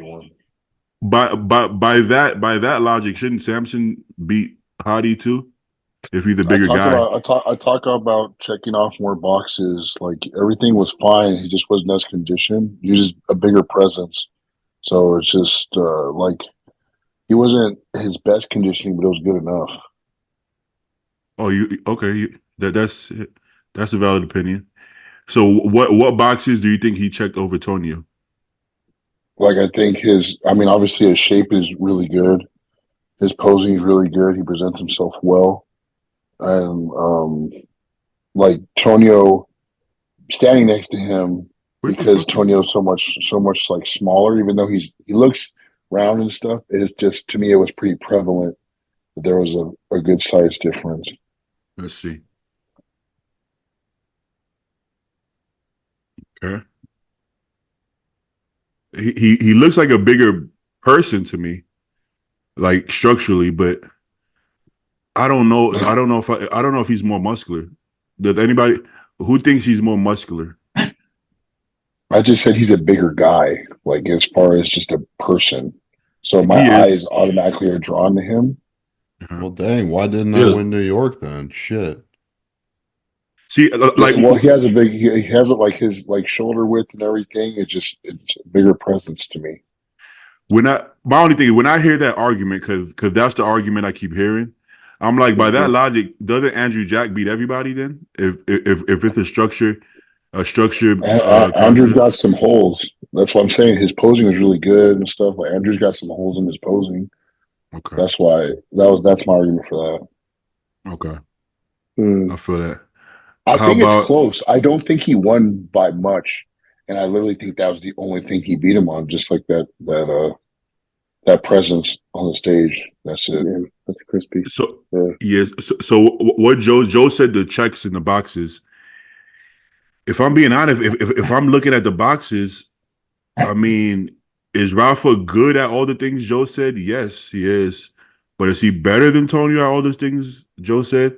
I don't think so, man. I gotta be honest with I you. never said he was better. I said he was just a bigger structure, like structurally bigger person. Mhm. And so it catches your attention. I think that's where he etches him out. If Tonio was like a tiny bit bigger, maybe because of the roundness that he has, it'd be an easier call. Yeah. But The what I'm saying is that you said Mhm. you got to check more boxes. So I'm saying when it comes to the boxes, I don't feel like he does check more boxes. But that's just my opinion. What does Carlos think about that? Who do you think is checking more boxes? I mean, I see what Joe's saying, but like, I don't know. I definitely, I don't know, my eye just goes to Tonio and knees on that. I definitely think it's just like even like this most muscular, he's like super round, like shoulders round, chest is popping. Like, I don't know. Structurally, Rafa's a bigger dude, but I don't think he's like muscularly like out muscling him. Like, and Yeah, maybe in the flare of the lats and that front shot right there, the front double. yeah. But even like that front lat spread, I don't think it's like a landslide for Hoffa to win that shot. And I think Tonio wins that because it's like crazy yeah, arms and delts are just like, and I mean, he's got like blocky abs that are showing in that shot. yeah, Okay, and like It's even really back, good. the back shots, I think Tonio wins too. So that's just honestly, I had Tonio kind of winning the show when I was looking over it again. from what I usually see from the judges, right? If the condition isn't there, they usually kind of don't even. The other boxes almost don't matter, right? Because it's like you have to be in shape to really like show what you have, right? Tonio said that Tonio felt like he couldn't have beat him in any pose because of his conditioning. I don't completely agree with that, but I can Yeah, see what he no, means, right? Because even if you have better body parts, better structure, things like that, if you can't display the conditioning in those body parts, can you really win? You know, can you win the backlash spread if your glutes look like that compared to Tonio's? I don't think you can win any No, back. You know what I'm saying? I don't think you can win any pose if you can't show the condition, right? Technically, from the front, he shows more conditioning though. Not more than Tonio, but he shows I think enough conditioning from the front. You know. hmm But let's go, Stu. What do you think about this matchup? I'm never competing in Brazil. Mhm. I mean, seriously, this is like, I think it's just unacceptable to be in that kind of shape at a pro show and be in the mix, you know. And But win, not just yeah, being mixed. win, right? I mean, Yeah. I think we all understand what happened here, and we don't have to explain that. So, I This guess is Tonio will be in New York. I wish he'd fucking made it to Detroit because I think he could have won that and left me an extra place in New York. here's the thing, right? Like, my thing is that the same rules have to apply for everybody. If Carlos comes in this condition, everybody's gonna think, "Oh, there goes Carlos. That Carlos man. Oh, why is his glute soft? Oh man, Carlos fifth place. You know what I'm saying? Imagine if Joe comes his pro debut like fucking in right this they would. condition. You know God what I'm damn saying? it. They're gonna be like, "Oh, Joe has potential. Joe has a big structure, wide clavicles, but Joe, that condition is not gonna cut it at a pro show." If Stu comes in this condition, oh man, Stu looked better last year. This is just unacceptable, right? So I mean, when Rafa he comes, looked better 3 weeks ago, he like did. at the fucking Arnold US. Like, what happened? That's my only. You remember Cedric? Cedric comes like this. Oh, there goes Cedric with all that potential, but he just can't get those glutes in. So I feel like, yay, man, it has to be across the boards. Ramy, for years, Ramy, nobody had a bigger structure than Ramy. Nobody was bigger than Ramy, but look at his glutes and hams. Oh, man, Ramy, you You know, so then I feel like it has to apply for everybody. If Tonio comes in this condition, like, you know what? So, okay, let's say Rafa is bigger. Let's say, but Rafa is also 10, 15 pounds fatter. So are you bigger or are you fatter? You see what I'm saying? That's the, I mean, Stu could compete at 265 if he wants to be 10 pounds off, right? He's going to be bigger, but does that make you better? I don't think so. You know, so I just feel like if I competed at 265, I'd probably be about in this condition. Actually, that's exactly I'm my like point. 255 right now. So I just, for me, like, it's nothing against Rafa, right? Because I think we all agree that Rafa is an incredible bodybuilder. It's just that I think we all want to feel like it's fair, because I don't believe that any of these guys could get away with that conditioning and win a show. I don't believe so. Yeah, it's like, even like if you see like this, like the back shot, like that back lat spread, it's like folds in his lower back, like, you know what I mean? That's like, I don't think that's water, man. Like, oh, it's fat. Yeah. I made the mistake of commenting on one of the buys and tries posts that was the Brazilians got you, bro. Tonio's interview clip. I was like, I said something like, I see no lies here. And oh my God, the responses were like, you know, to be expected in Portuguese. Some of them. That's probably no death threats in the DMs yet, but I don't know. I haven't checked, honestly. They're in your filter requests. Yeah. I might have to filter this video comments, right? Yeah, let's just say Brazilian fans are like, bro, relax. I don't think you guys understand the sport like you think you do.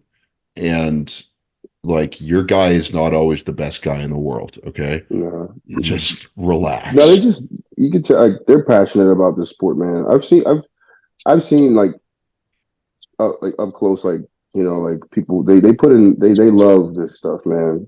But yeah, it's all about like, hey, like, if the guy loses, man, like, or if he wins, take it at face value. You know what I'm saying? Like, good job, pat him on the butt, get the next one. You don't gotta slaughter like the other competition. Yeah. Now, if Rafa was in Tonio's condition, I believe he wins. Well, he already won the show, but I believe if Rafa was in Tonio's condition, I don't think anybody would argue about him winning. No questions. Yeah, that would be okay. Yeah. But Paul, I don't think I asked Paul what did you have on that show? What did you think was going on? I had Tonio all day long, bro. Okay. I mean, it was tighter, it looked a lot better. I mean, his lines are out of control, you know. See, Joe's dieting harder. That's why he's the odd man out here. Just like you said. That's the I was right, carbs. I ended up being right.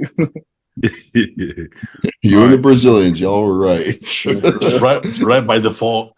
I'll just be a judge. I'll be a judge. I know how to call it. Was it a muscle contest show down there? Probably usually are. It was.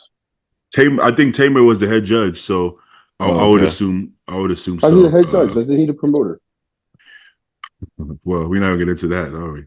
No, I don't know. I didn't know if he was. Top Pro's coming up. I just asked her a question. No, he was the promoter for the Cal last year, and I believe he judged. I always get him and his brother confused, to be honest. Like, which one's Tamer and which one's Tarek? Like, I can see both of their faces right now, but I can't put. Oh, really? Which Tarek isn't there no more. Tarek's with the Spectrum, I think. Oh, yeah, really? He judged my show in Legions. Oh, okay. No, he was down there for Olympia TV because he did some spots on all the athletes, like this is before the Arnold, so he came down to Brazil. He did some spots on some of the athletes, like Horse MD before they left for the Arnold, and then Hafa, and then he did one on like me, and then the class was this guy who's on the team for Integral Medica. So he was, I think he's like, I don't know, I think that's just like not to do with muscle content, just Olympia TV, but okay, he's still down there. Well, Tamer is the shorter one with the like chubby cheeks, and then Tamer is the He's the more serious looking guy with. He kind of looks a little older. He does, yeah, he does. Okay, yeah, okay, got it. You remember on Xavier's podcast, Nathan was like, is Steven Tyler judging or Brazilians? And it was like Brazilians, and then he was like, oh, okay, Rafa. That's basically what he meant by that question. You know, Fair point. Well, hopefully next year we all go to Brazil Arnold. Right. Bring your own Is air that it? conditioner. Joe's already punching his ticket. That's why he's on the Brazilian side right now. Hey, Carlos, would you recommend a trip to Brazil? Or, Oh yeah, I didn't ask that. Or will we all bleed out over butts if we do that? So, not unless you have ulcerative colitis, bro. You'll be just fine. You'll be okay, dude. But no, Brazil's great. Like Sao Paulo's awesome, man. It's fucking hot. You know, it's hot as hell, but it's all good stuff. Like the people are super nice. Oh, really? Okay, awesome. that's good. Yeah, the people are really nice. Like I can't tell you how many times I had an interaction where I'm just like broken Portuguese trying to figure things out, and like someone's just willing to be like, okay, let's figure this out. You know, what do you need, type of thing. So like people are really understandable. Or I tell them like, yo, so follow English. Like I only speak English, and they're like, oh, understood. Let me help you out. You know, That's dope. So people are really awesome.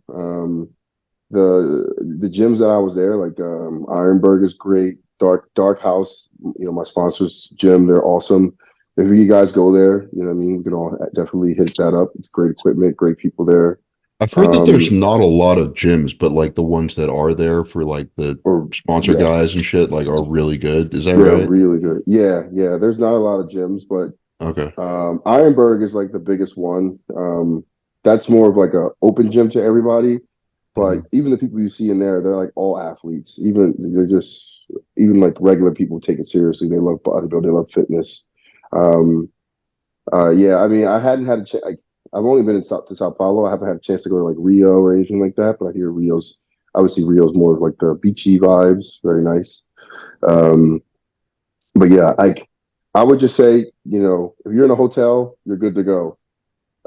If you're in an Airbnb, make sure it has AC because not all of them don't. Not all of them have AC. Yeah, bro. And if you don't, you're gonna get caught at 85 degrees at night, sweating hot. Fuck that. What's the water like? Is it like safe, and you drink bottled water? I just drink, but many people have filters on in their homes. Yeah. On like the tap, they have like a little filter thing. But yeah, I just drank mostly filtered or bottled water when I was there. I didn't drink out of tap. I mean, I don't drink out of tap here anyway. So, Okay. But yeah, it's good, man. It's a good place. Did Raphael allow you to train at his gym? I was going to, but like it was just like what was it? Was it Raphael's gym? Yeah, because I was going to train with the trainer Johan, who was really nice. But I just didn't get a chance to. We tried to set something up, but I just didn't get a chance. Use the bathroom before you go. Yeah, I don't want to clog any toilets. Nobody wants to see that. But yeah, no. Overall, it was a great time. As far as like the people and the atmosphere, it was dope. It was good. But it's just, man, like you got to make sure like you have the comforts of what you need. You know what I mean? Because like what we can get here, they probably can't get there.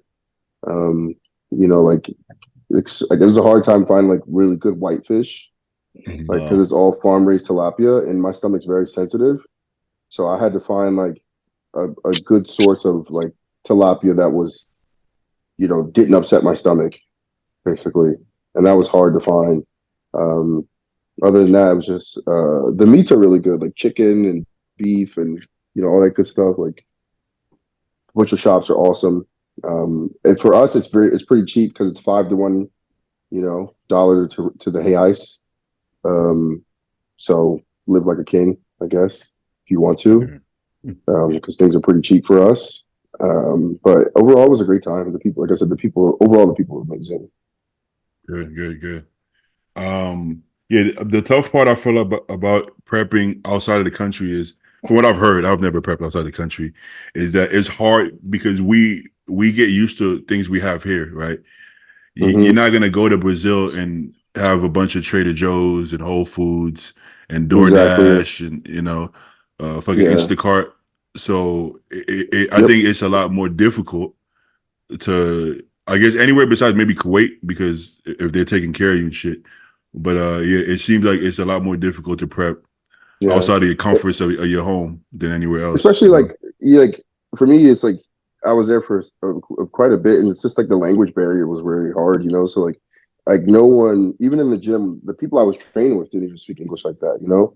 Oh wow. So yeah, no. So it's like Google Translate every day, or like broken Portuguese or English on my part and their part, you know. It's like Holy shit. so there was a culture shock for that for sure. Like there were some days where I was just like, you know what I mean? It's just like, dang, I haven't spoken English to a person, you know, besides like, you know, texting like my parents or or my girl or something like that. It's about it, you know. It's like that was pretty rough. Imagine how hard it is in America prepping for a show. You don't want to talk to people.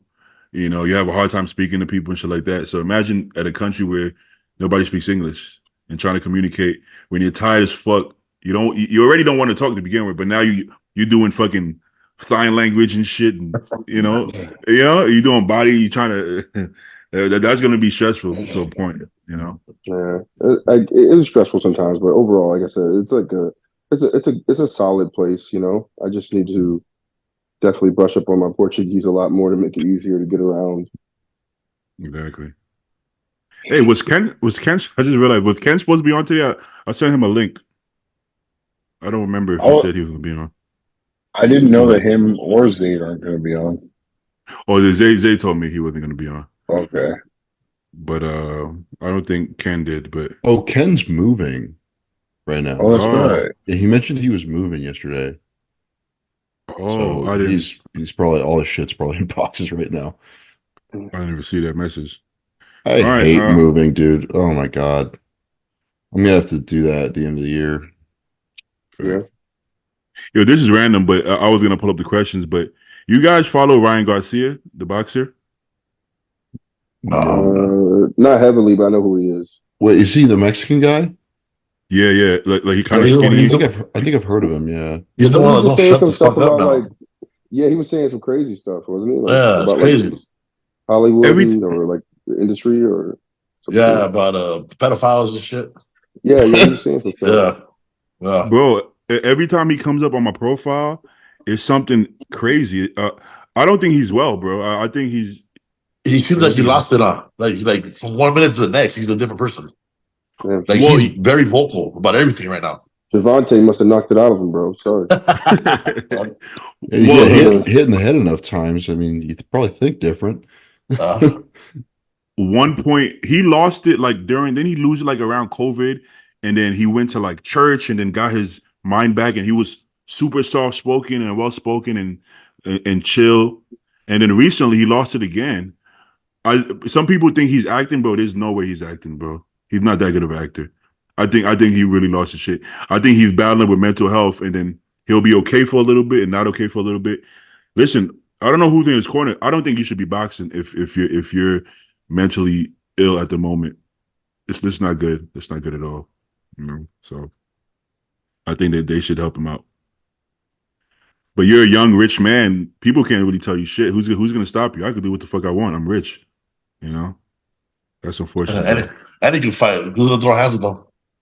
Yeah, exactly. What are you gonna do to him? You gonna force him into a fucking asylum? Like you can't really do anything unless you hurt somebody, right? They can't force you.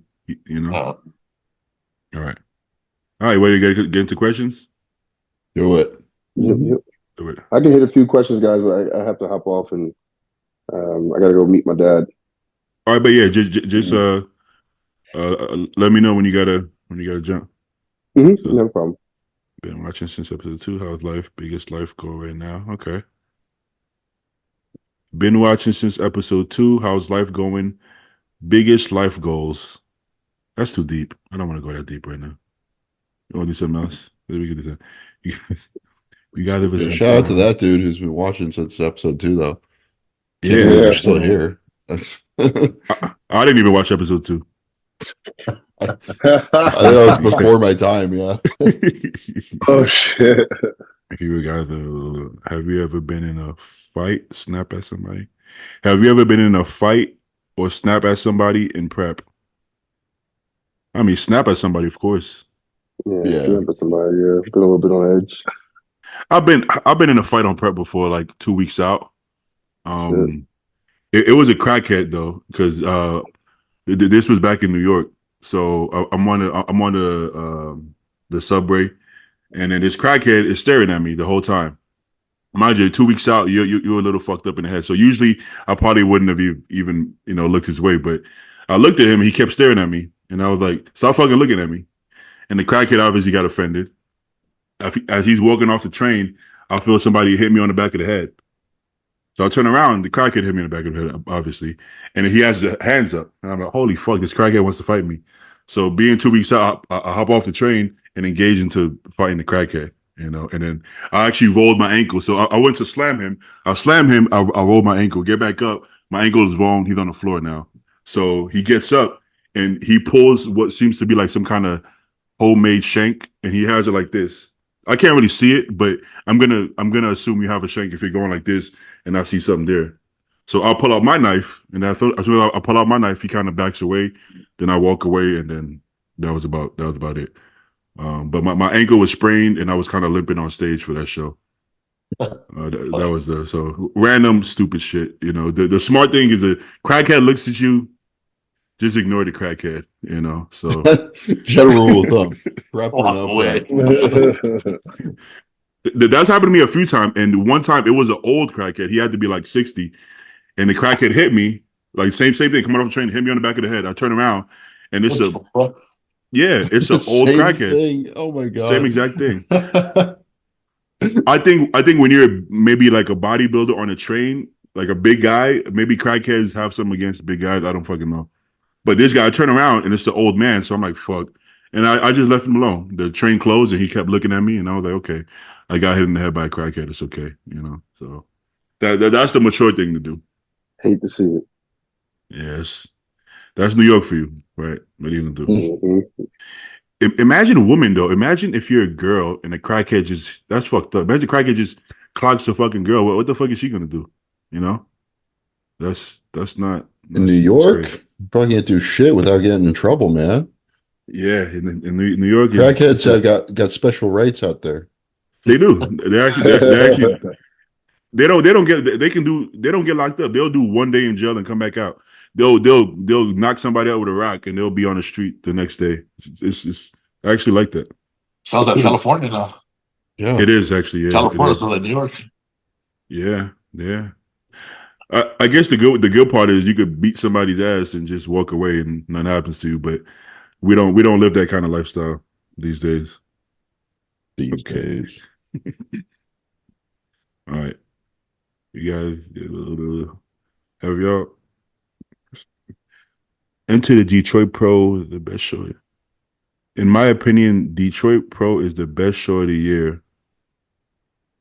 It's a bold opinion for having been like 3 shows so far, one of which was the Arnold Classic, which was pretty good. If they're talking about the production, they Fuad fucking nailed that. Props to him and Paul and the whole team.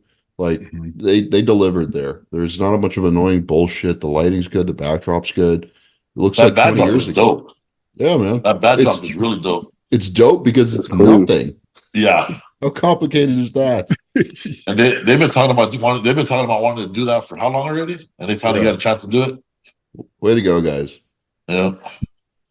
I think it's important to put your money where your mouth is, because everybody's been complaining and they actually got the job done.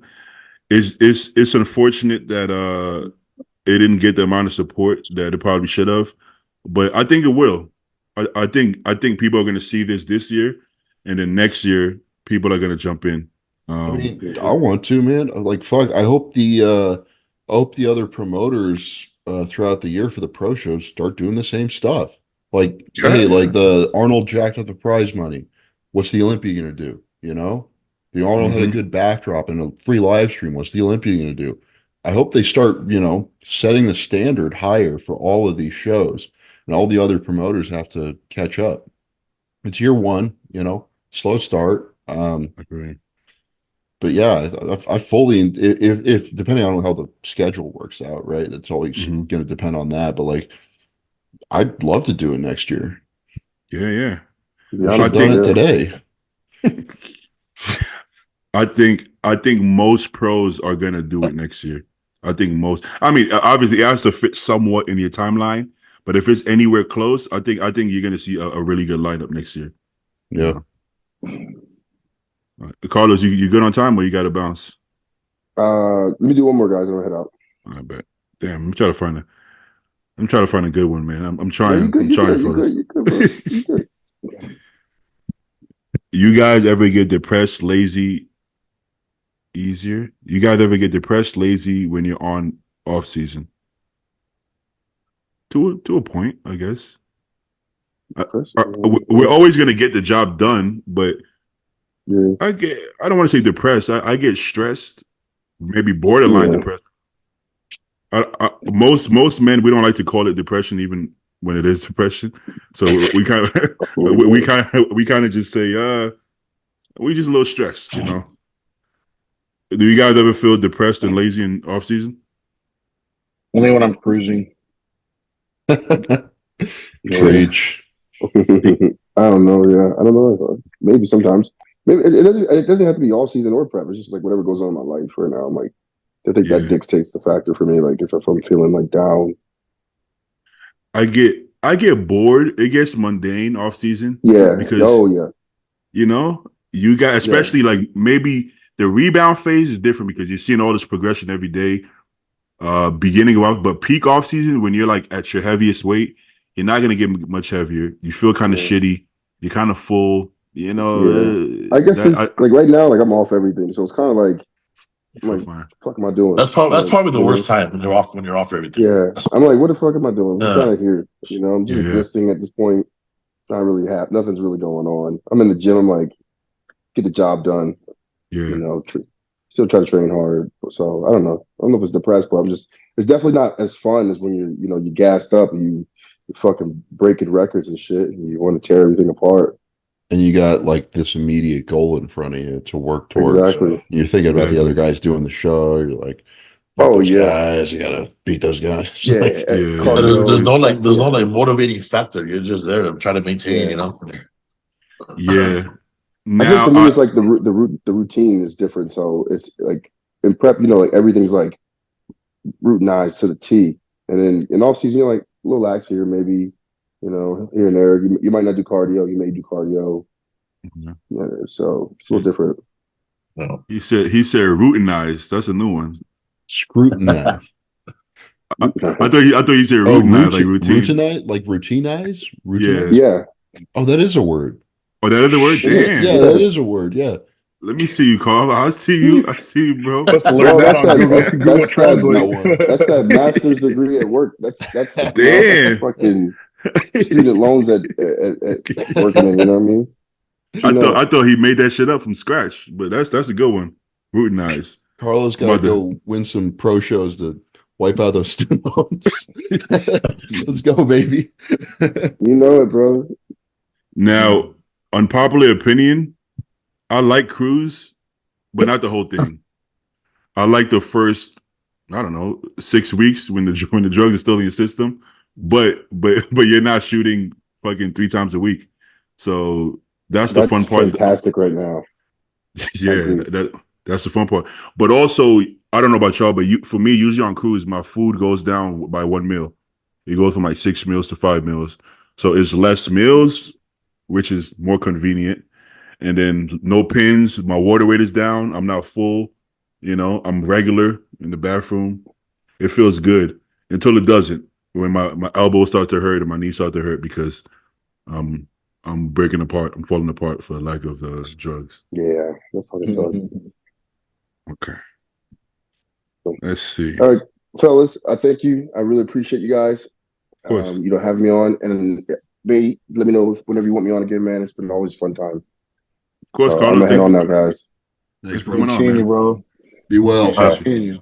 Yes, I sir. appreciate you guys. And still, I'll be seeing you in about a month, brother, at the New York Pro. Oh, yeah. Not on stage, please. No. In the stands. I want a picture. I want a picture this time. I missed you last time, so I'm gonna get a picture with you this time. Yeah, I walked out of the elevator and it was like, oh shit, it's Carlos. I gotta go. I know it was bad. So I want a picture this time. I think I might have just lost, and then it's Yeah, like I didn't want it was to talk after to the anyone. final. Yeah. So. Yeah. Yeah, sorry about that. We'll fix that. Yeah, we'll fix it up, guys. So, yeah, if I don't see you guys, but best of luck to you, Joe. Always a pleasure. Thank you, brother. And Paul and Bay, again, thank you. I'll see you guys. Yeah, All bro. right. Be cool, All bro. right, Carlos. See you. Man. That guy is a cool guy, man. I like Carlos. Yeah. Super nice guy. A solid guy. Stu, you just said when you lost during New York, at any point did you feel like, yo, I think I got this shit? I got a little hopeful between prejudging and finals. Because like some of the pictures, like, I don't know, I was bigger than Tonio. Conditioning, I was a little softer. Rafa, that's that Rafa versus Tonio, like Joe said. Should have went to Brazil. I know. Should I? See, I had you winning, Stu. Yeah, see, me too. We had you winning now. Yeah, I'm not so sure about this year, man. Tonio's like, I'll be a little better, but Tonio has also improved significantly. So I don't know. Doesn't matter. We're not beating Nick. So the way I look at it, man, it's all opinion. Besides Nick is actually gonna win. but like I feel like everybody else, it's opinion. Like, what do you like? Do you like Tonio's look? Do you like Stu's look? It's kind of like last year looking at New York, I'm like, I don't know. I mean, you could throw Nick in there as a matter of opinion too. To a point. Nick doesn't have the prettiest physique, but there's a reason why he wins and does well, right? Yeah. Well, like Nick versus Samson, that was like an opinion. That's like a choice. You got to make a choice. Like, where do you go with that? You know, some people win Nick, some people win Samson. Yeah. Now, being honest, it's all opinion. Let's be real. Obviously, if you have fat on your ass, that's not good. That's not an opinion thing. But anything other than that, like if you're in shape, you have muscle, it's really an opinion. You know, you can't really. So nobody should feel like a loser, even though you are technically. Nobody should feel like a loser because everybody, as long as you bought it, you're not a loser. It is what it is. It's just where the judges had you, loser. All right. Okay.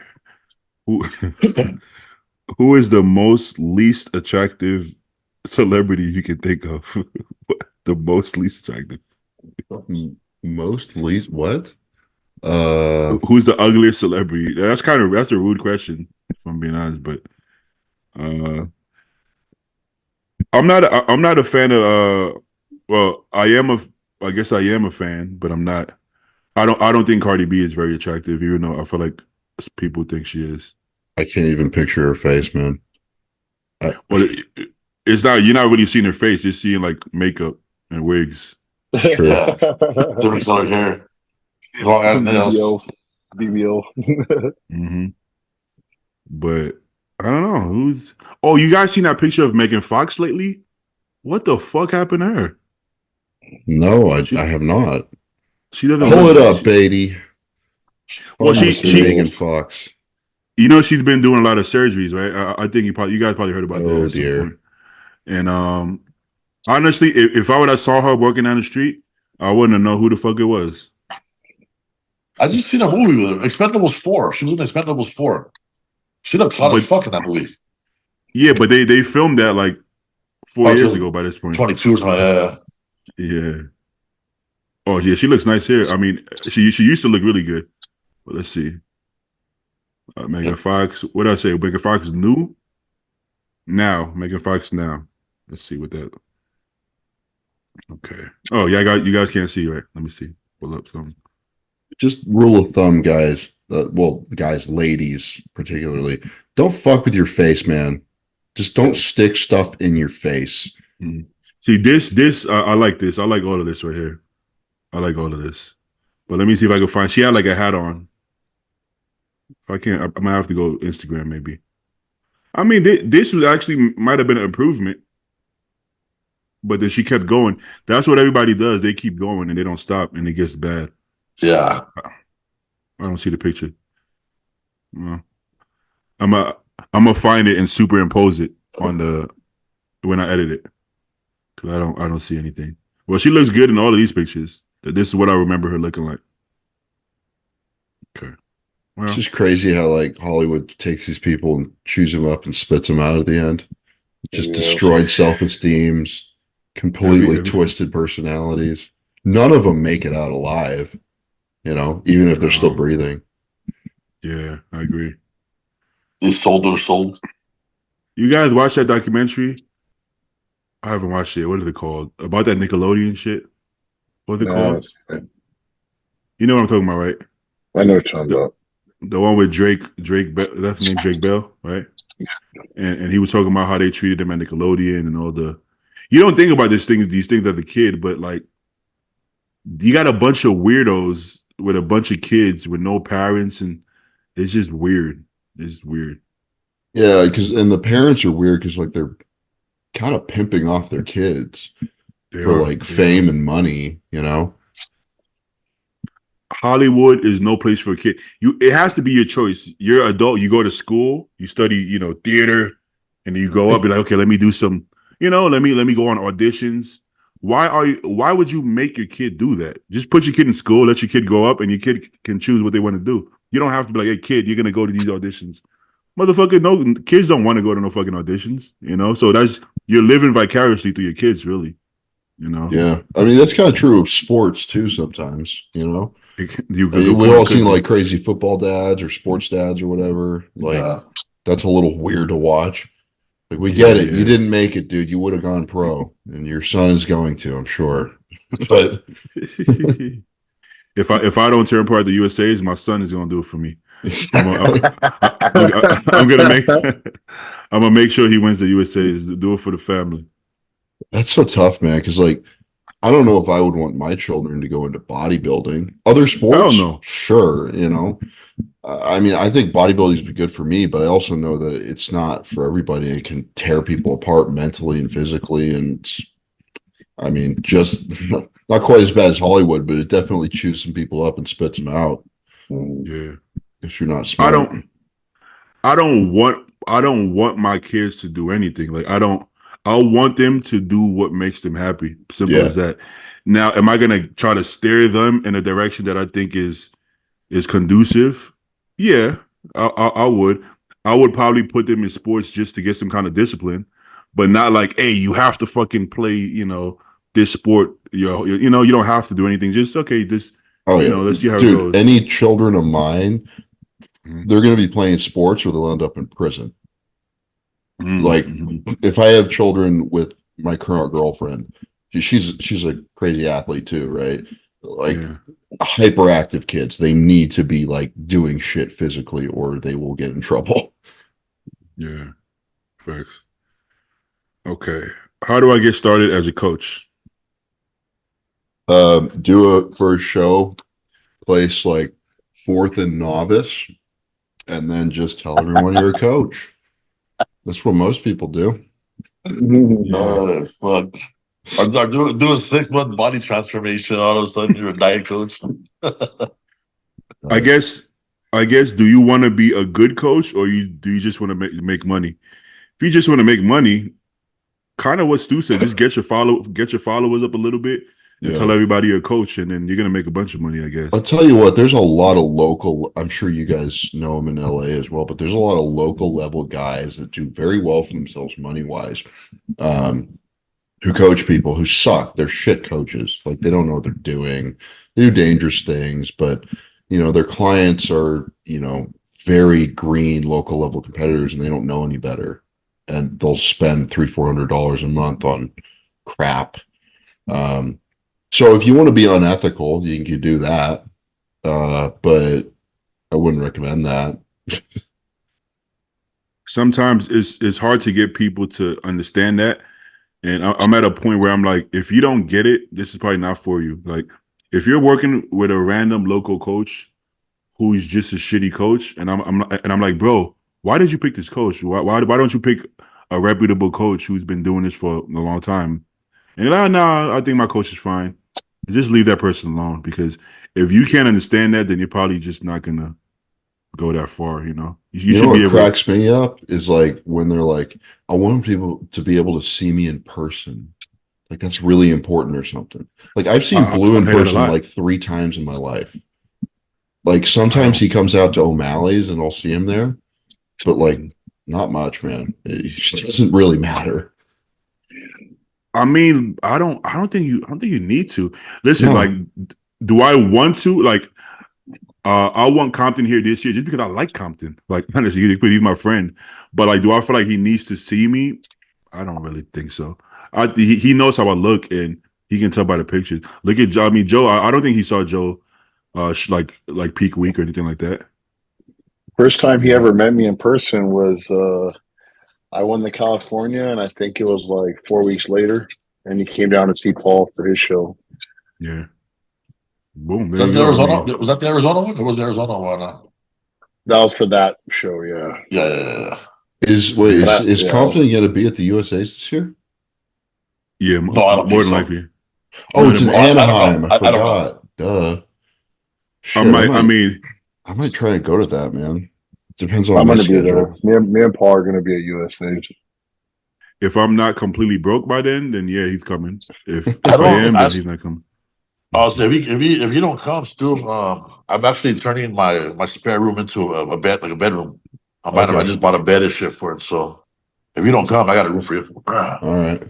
I'm not picky either. I like couches. I sleep very well on couches.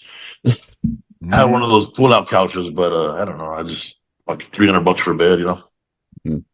Yeah. Okay. Let's do a couple more. I think I gotta go eat. I'm on prep now, man. End of July. Wait, so the USA is the week before Tampa usually, right? Yes. Yeah, the 27th, right? Yeah. 27th? Yeah.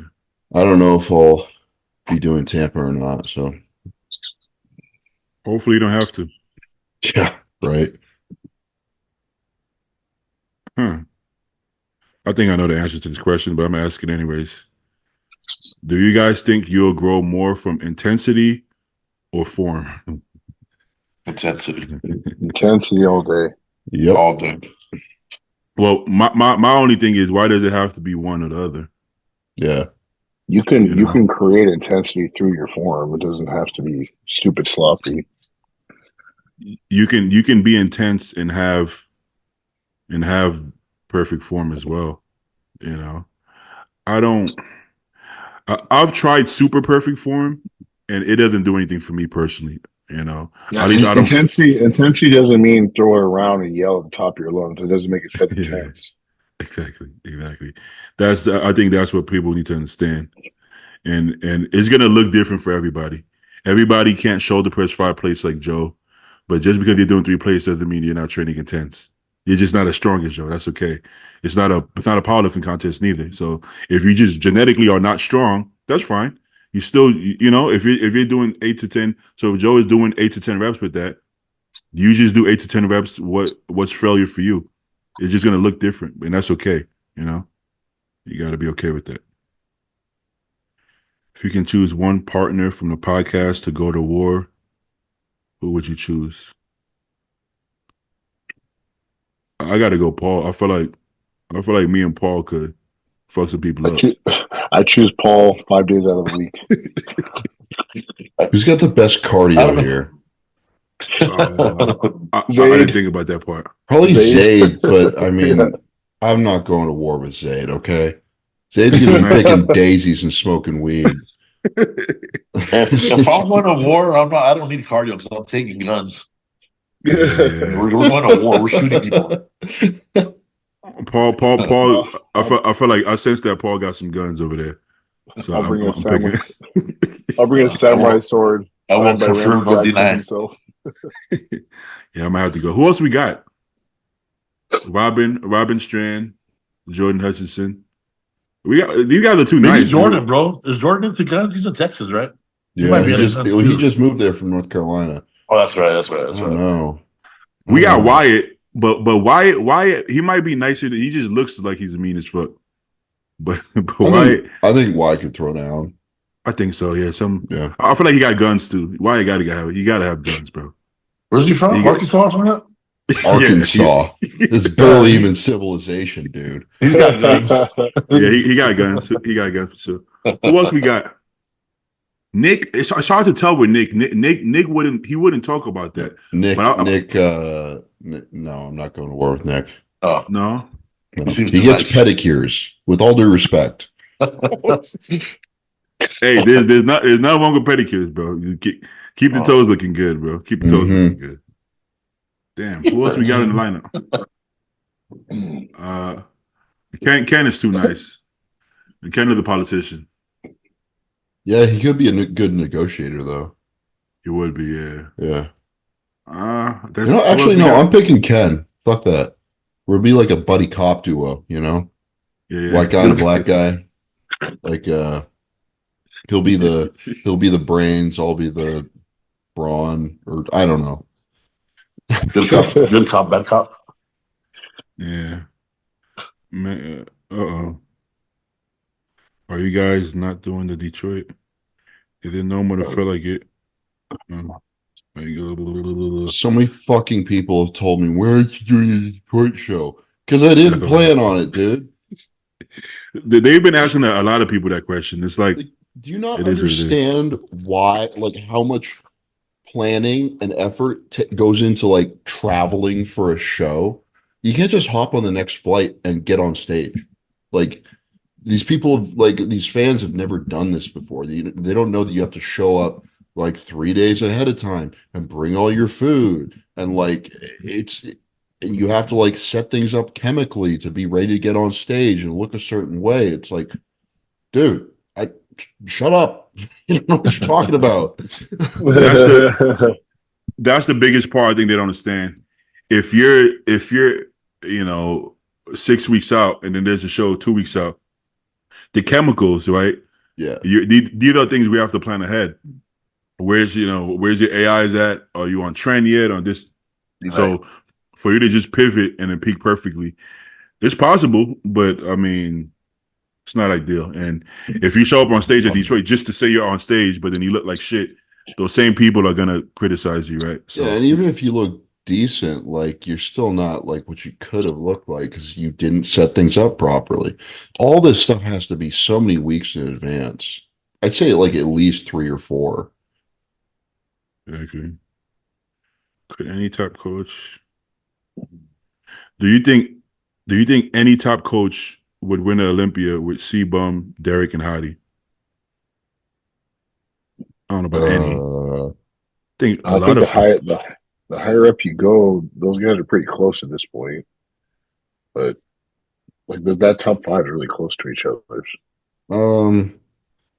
Any top? Well, there's a reason they're all with Hottie instead of anyone else, you know?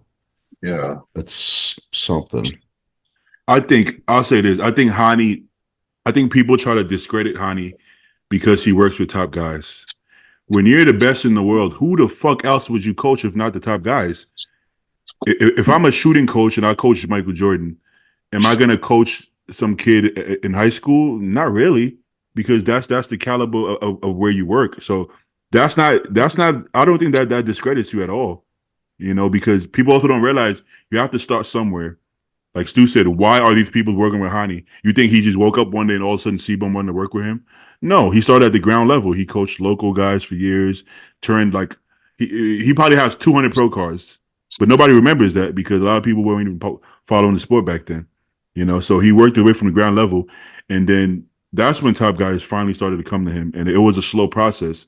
Now he's at a point he doesn't have the time, bro. He can't coach these guys, so he only works with top guys, but. I don't believe it's as easy as people think. Derek was fucking 4th place or 5th place in 212 before Hottie. Think about that. Not open in 212. So to go from not even cracking, from go to being a top 5 212 guy to open Olympia is not something anybody can just do for you.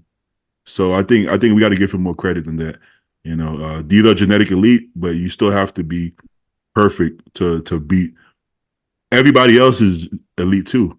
So it's not like, you know what I'm saying? You can say that for everybody in the top 10. So it's not just like Derek is just so superior that nobody could catch him. He's actually bringing the goods. So I don't know if I agree with that.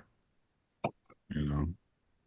So if Sebum, Derek, and Heidi work with Chris Aceto or Matt Jensen, would they be Mr. Olympias? I can't say that for sure. I don't even know if I believe that. Honestly. What do you guys think? I don't think anybody can do that Me neither. consistently either. Yeah. He's the best in the world for a reason, man. Exactly. Okay. How much caffeine? I don't like these questions, man. Do better, fans. They'll suck. I'm gonna start having y'all post it. I want to get different questions from different people. Who thinks? Do you? Where do you think Kai Green ranks in all-time bodybuilders? I mean, he no slouch. Top 10. I would say top 10 too. Yeah, that's what I was thinking. How many? Good. I would say, yeah, you take an all-time best Kai Green.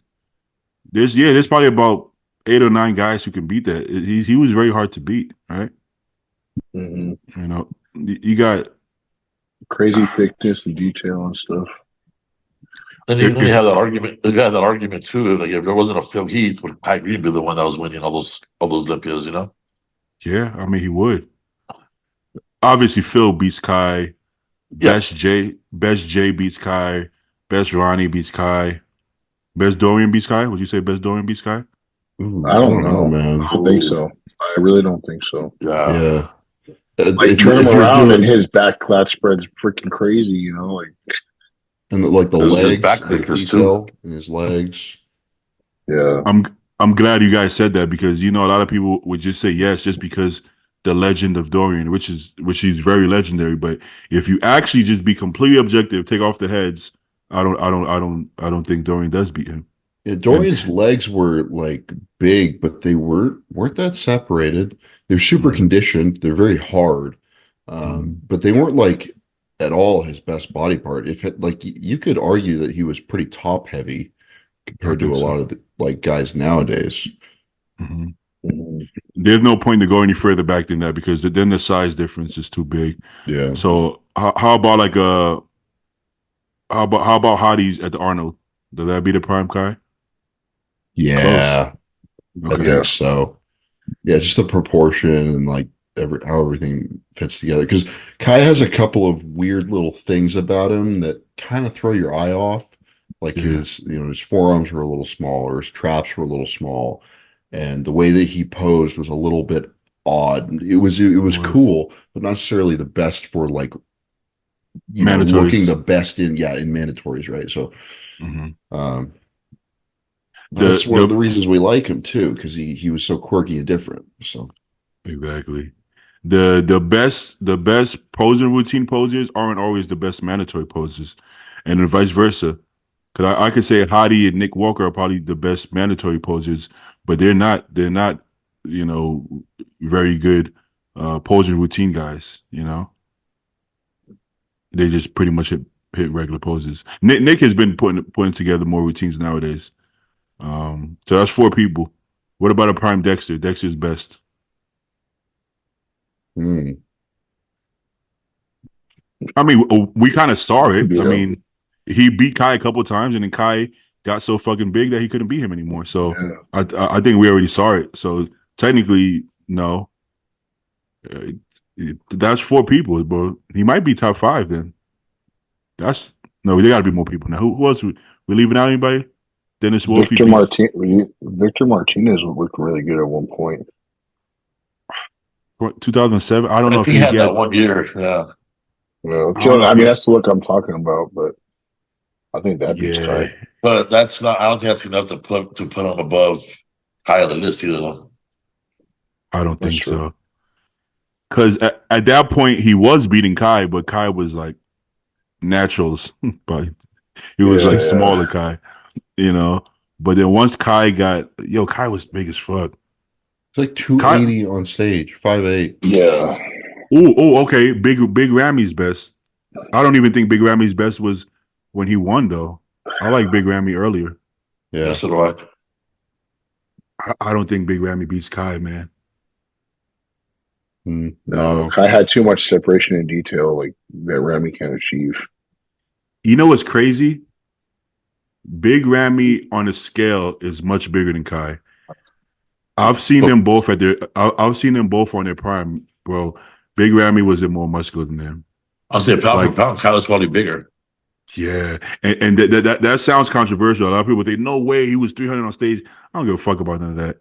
You look at him, the amount of detail, like through his fucking tights, you can see his feathers and his quads.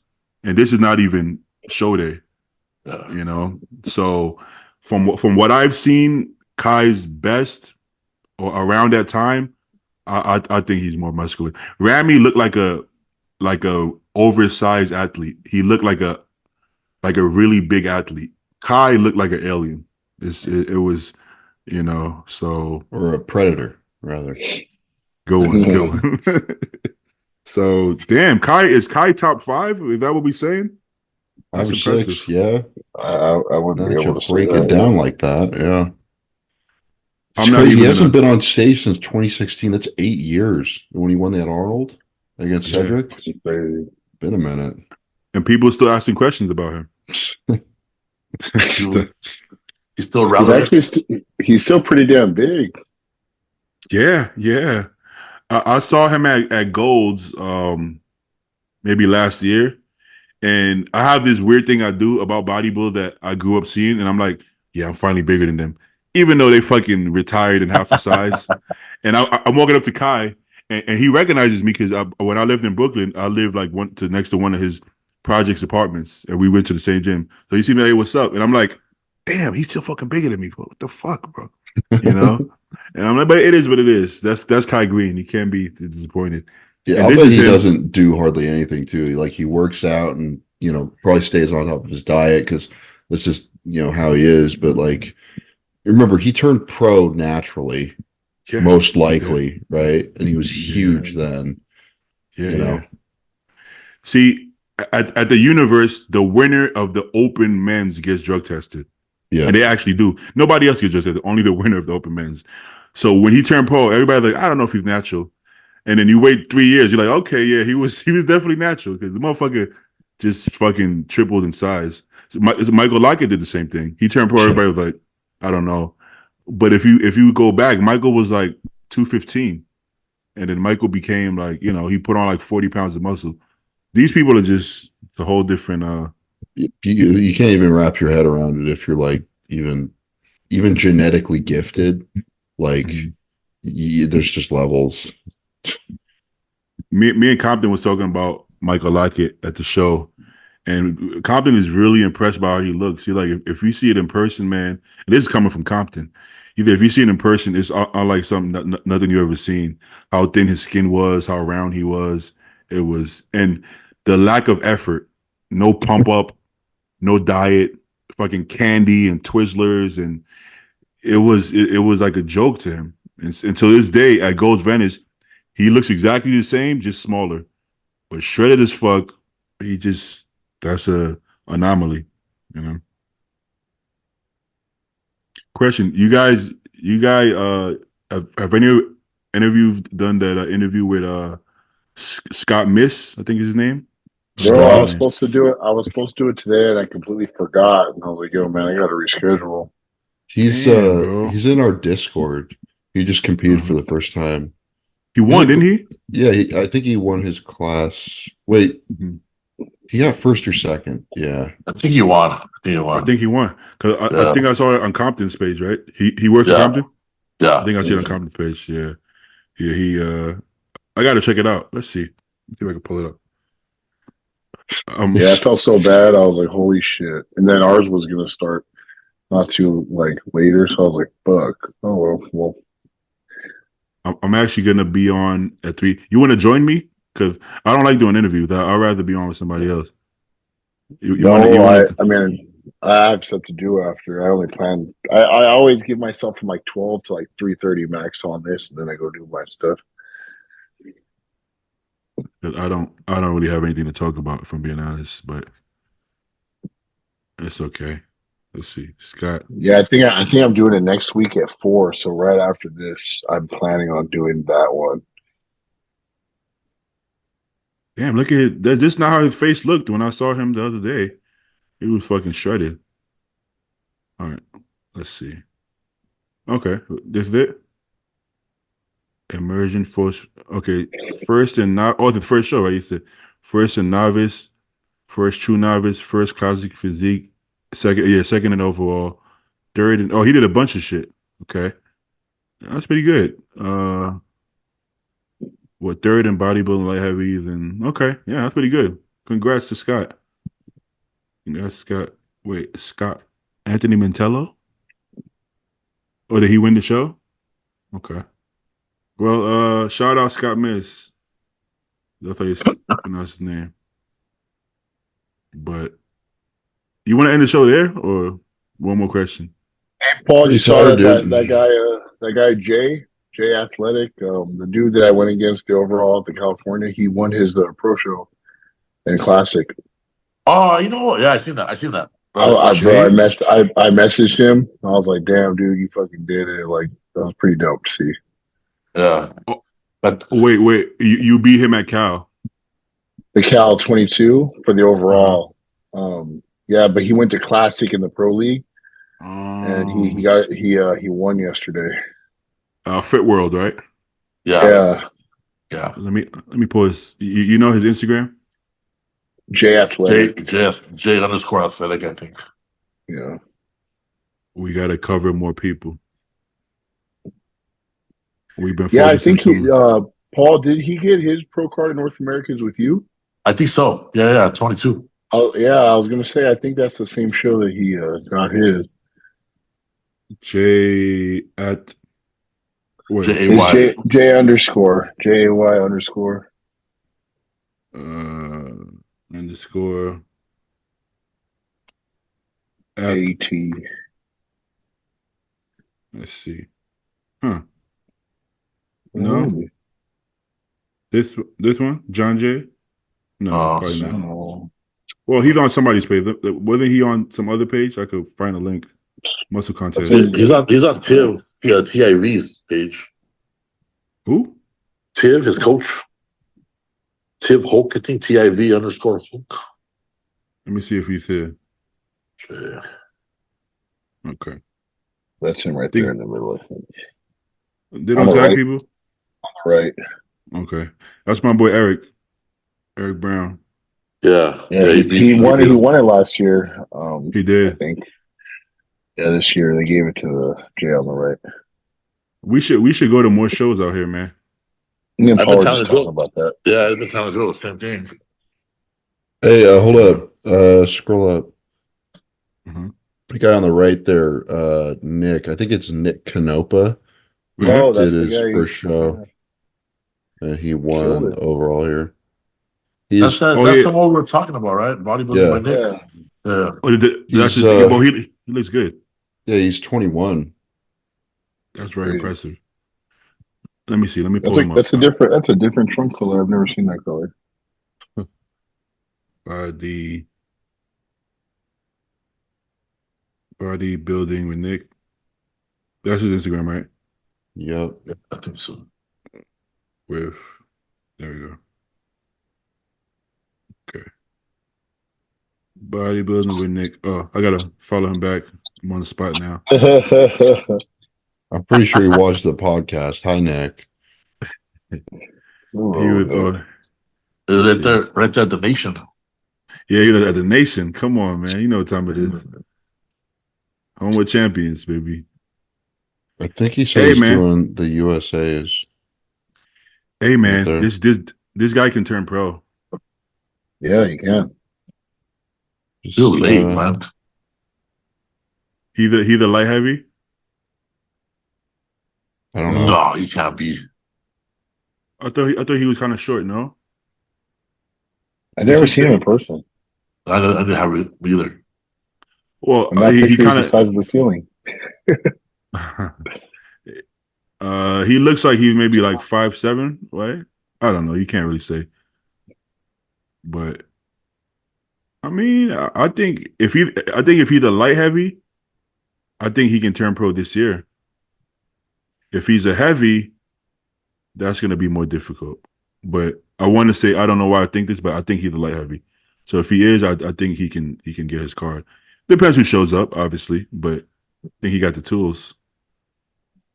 That's a good physique, man. That's a solid physique. Great I agree. quads, man. Shit. I agree. Yeah. I can't find the other guy. What's his coach name? He said Tiv? Factor. Tiv Bodies? Maybe. Nah, All disappeared. Paul is gone. He went to look for Tiv. R.I.P. Paul. Nope. Bye, Paul. Paul is gone, man. It's been real, Paul. Appreciate you, man. I think that's the one right there, maybe top left. Yeah. I think that's it. I could be wrong. Oh, this is my guy too. No, you work with him? Huh? You work with him? No. I just know him from the gym. Nick what did he win? Ponce. I think open heavyweight. That name sounds familiar. Ponce. Oh, yeah, that's bodybuilding with Nick. That's the one we was talking about. Oh, so What? he won the heavyweight. That's Almost not the same guy. No. This is not him, dude. This is Steph. Oh, okay. He won the light Wait, heavy. there were two bodybuilders in the show? What? Oh. Doesn't matter. Nick would No. have won that shit anyways. No way. No way. The open light heavyweight and open heavyweight. There are two names there. I mean, shit, Really? dude. Let me see. Huh. I hope not, but maybe you're right. Now that being said, I agree with Paul. Nick would have won the show regardless if it was there. I think, but Check. that would be I sent you Jay's profile to DM. DMs. The Careful. podcast DM. The podcast DM. Okay, hold up. Yeah. Oh, wait to the The finishing podcast one. Okay, I got you. Hold up. Let me let me go see. Okay, boom. Okay, there we go. Now we talking. Okay, 1 second. I think his name's Jeremiah Yeah. Willies or Will. Wilkins. It is J underscore athletic. But it's JAY underscore. Okay, boom. There he is. Okay, what's Jeremiah Dark Horse Willies? Okay. Well, he was a dark horse, all right. He won the show. He ain't got no fucking pictures from the show. No stage pics, no. But Telling that's a good. stories. It's a good physique, though, man. I wasn't there, but it looked like Eric might have been more leaner, but this guy seemed to have a better overall physique, balance, and shape and shit like that. Yeah, judging by here, he has a really good flow to his body. Good quads, good everything. He got everything he needs. Yeah. Shout out Jeremiah, Dark Horse Willies. Yeah. Well, He looks like he could be in his 40s. He's I think at this point he's 39. When he competed against me, I was 37. I was 22. It must be his prep face too. Black don't crack. It cracks sometimes, apparently, to Stu. All right. I think we can end it there. What you guys think? This is a little low energy today. I'm not gonna lie. I take some responsibility for that. Joe and Paul are feeling it. Beatty, you don't have an excuse yet. You started dieting like what, a week ago? So As soon as I sat down, I was like, "Oh fuck." I gotta be honest. Like usually when I'm sitting here, I got all these jokes. Every time I hear something, I got a joke for it. I ain't got no jokes today. I'm kind of tired myself. oh I'm boy, kind of tired myself. Oh, boy. next few weeks are gonna be rough. You know when you go to a party and you're just there to show face for an hour, and then an hour turns into like fucking 3. You're like, Is that what this was? Walk out the That's back what of the this party. was. That's invited That's what this nobody. was for me. Well, Like thank you for halfway showing through, face. remember when you guys called me out about the top 6 or whatever, or order it? I was Joe like, was fuck, out. man. I was already out. I was already thinking about, man, I should just tell them, hey, I gotta go, guys. Someone came up. Yeah. Hey, I was to be fucking honest, tired, man. Oh shit. hey, I'm gonna keep it going. I can't ensure that it's gonna be a good podcast, but we're gonna keep it going. It's gonna You be know, so bad. Yeah, no, man. I'm always gonna fucking try, man. Fuck it. we try our best. Listen, I mean, my thing is, okay, this is 2 hours and a half. Yo, even if it's an hour, we put in an hour. That's okay. We might hop in here, but yo, guys, you want to answer questions? Okay. Nope. Yes, and then we go home. You know. Yeah, at least the viewers get to see the reality of what it really is. You know what I mean? Go through prep. Oh Yeah. yeah, Everybody's they'll love personalities it. died They're down. gonna Yeah. love it. We gotta maybe I gotta think of like exciting guests, like high energy guests. Maybe Xavier is pretty high energy. Sid Faruqi, they got that. I thought that Justin Shire was gonna be on, or is that Wednesday? no, he was supposed to be on today, but he said something. He's going to Italy. I don't know, some shit came up. You know. We gotta get Sid Rye on here. He is Yeah. Oh, I think so he was supposed to funny. be. I think he was supposed to be on. Yeah. I'll bug him Something- about it. That something like motherfucker that. cannot say no to a fight on the internet. Like he was about to go to, like he was about to start fight with somebody in my comments, and I was like, I texted him, I was like, dude, stop it. Don't do stop it. Just don't do it. Stu is trying to stay smoke free. He's trying to just I'm cruise into the trying. show. That's my main Yeah. focus, dude. Yeah. To not put my foot in my mouth and make any enemies in the next few weeks, or the next few Good. months. So Good job. You should put that in your hashtag. You should put smoke free in your hashtags. No smoke. Yeah. No smoke Yeah. zone. Even nowadays, when I might have like a joke in my head, and I'll just refrain from saying it. I'm like, that's kind of a fucked up joke. Let me not say, because somebody's gonna take offense to it. So then I'll just keep it to myself. You know, peaceful, man. We're trying to keep everything is peaceful out here, man. Man, if that was the case, then you would be saying no jokes at all because everybody gets offended some way or another. That's the Yeah. truth of it. That's yeah, bodybuilders are real sensitive, though. hmm I mean, I'll speak for myself. I can be sensitive sometimes too. So We all can be. I mean, like right now, it's easy for me to say right now I could take a joke, but the truth is that when I'm deep in prep, sometimes I see things and it bothers me way more than it should. I'm like, why does this comment bother me? Like, you know what I'm saying? You know, or somebody would say like something that I feel like is like a sub to me. I'm like, and I might be completely reading into it. It's probably not even talking about me. I'm like, I kind of feel offended for some reason. So I get it. When you're especially if you're deep in prep, you do get a little sensitive, you know. So that's what that is. But we don't got anything to talk about. So we're gonna sign off, people.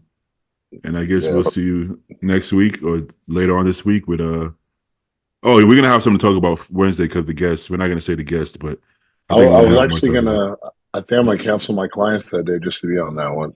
Oh, okay, Joe.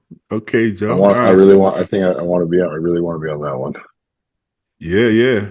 I forgot who it was already. So I did it. You- Don't worry. I'll text you. It stood out to me very much, and I was like, "Oh, there we go. This is where I'm supposed to get my haircut. I'm gonna get my haircut." Well, the funny part is anytime somebody asks me how did I get into bodybuilding, I'll say like, you know, in high school I started watching Ronnie and Jay. But the true story is actually I saw this guy in a magazine when I was like 8 or 9 years old. And I didn't know. I remember. Okay. Yeah. I didn't know what bodybuilding was. Obviously, who a fucking 9-year-old knows what bodybuilding is? But I saw it. I'm like, yo, who's this guy? Well, okay, if I say that, I won't guess. But who's this guy in this magazine? I'm like, oh, I want to look like that. And since then, I just wanted to be buff, and and I've kind of been buff since then. Since I was 9, I just got buff. I started. My dad took the magazine away though, because I don't know why. Well, I don't know why that affected. I started doing push-ups, and I think maybe he felt weird that I kept looking at bodybuilders magazines. I don't know. He's old school. He's old school. He probably thought it was weird. Remember, Arnold's parents thought he was gay. Remember? Yeah. For that reason. But if I see my son doing push-ups and looking at a magazine, I'll be kind of happy. I'll be like, that's what's up, Now, if he's looking at the magazines and touching himself, then I'm like, nah, bro. That's. But I don't know. But he doing push-ups. Like, what the fuck? I don't know what you want me to do. But it is what it is. All right, gentlemen. Let's Call it. All All right, guys. Cool. Peace out. Guys.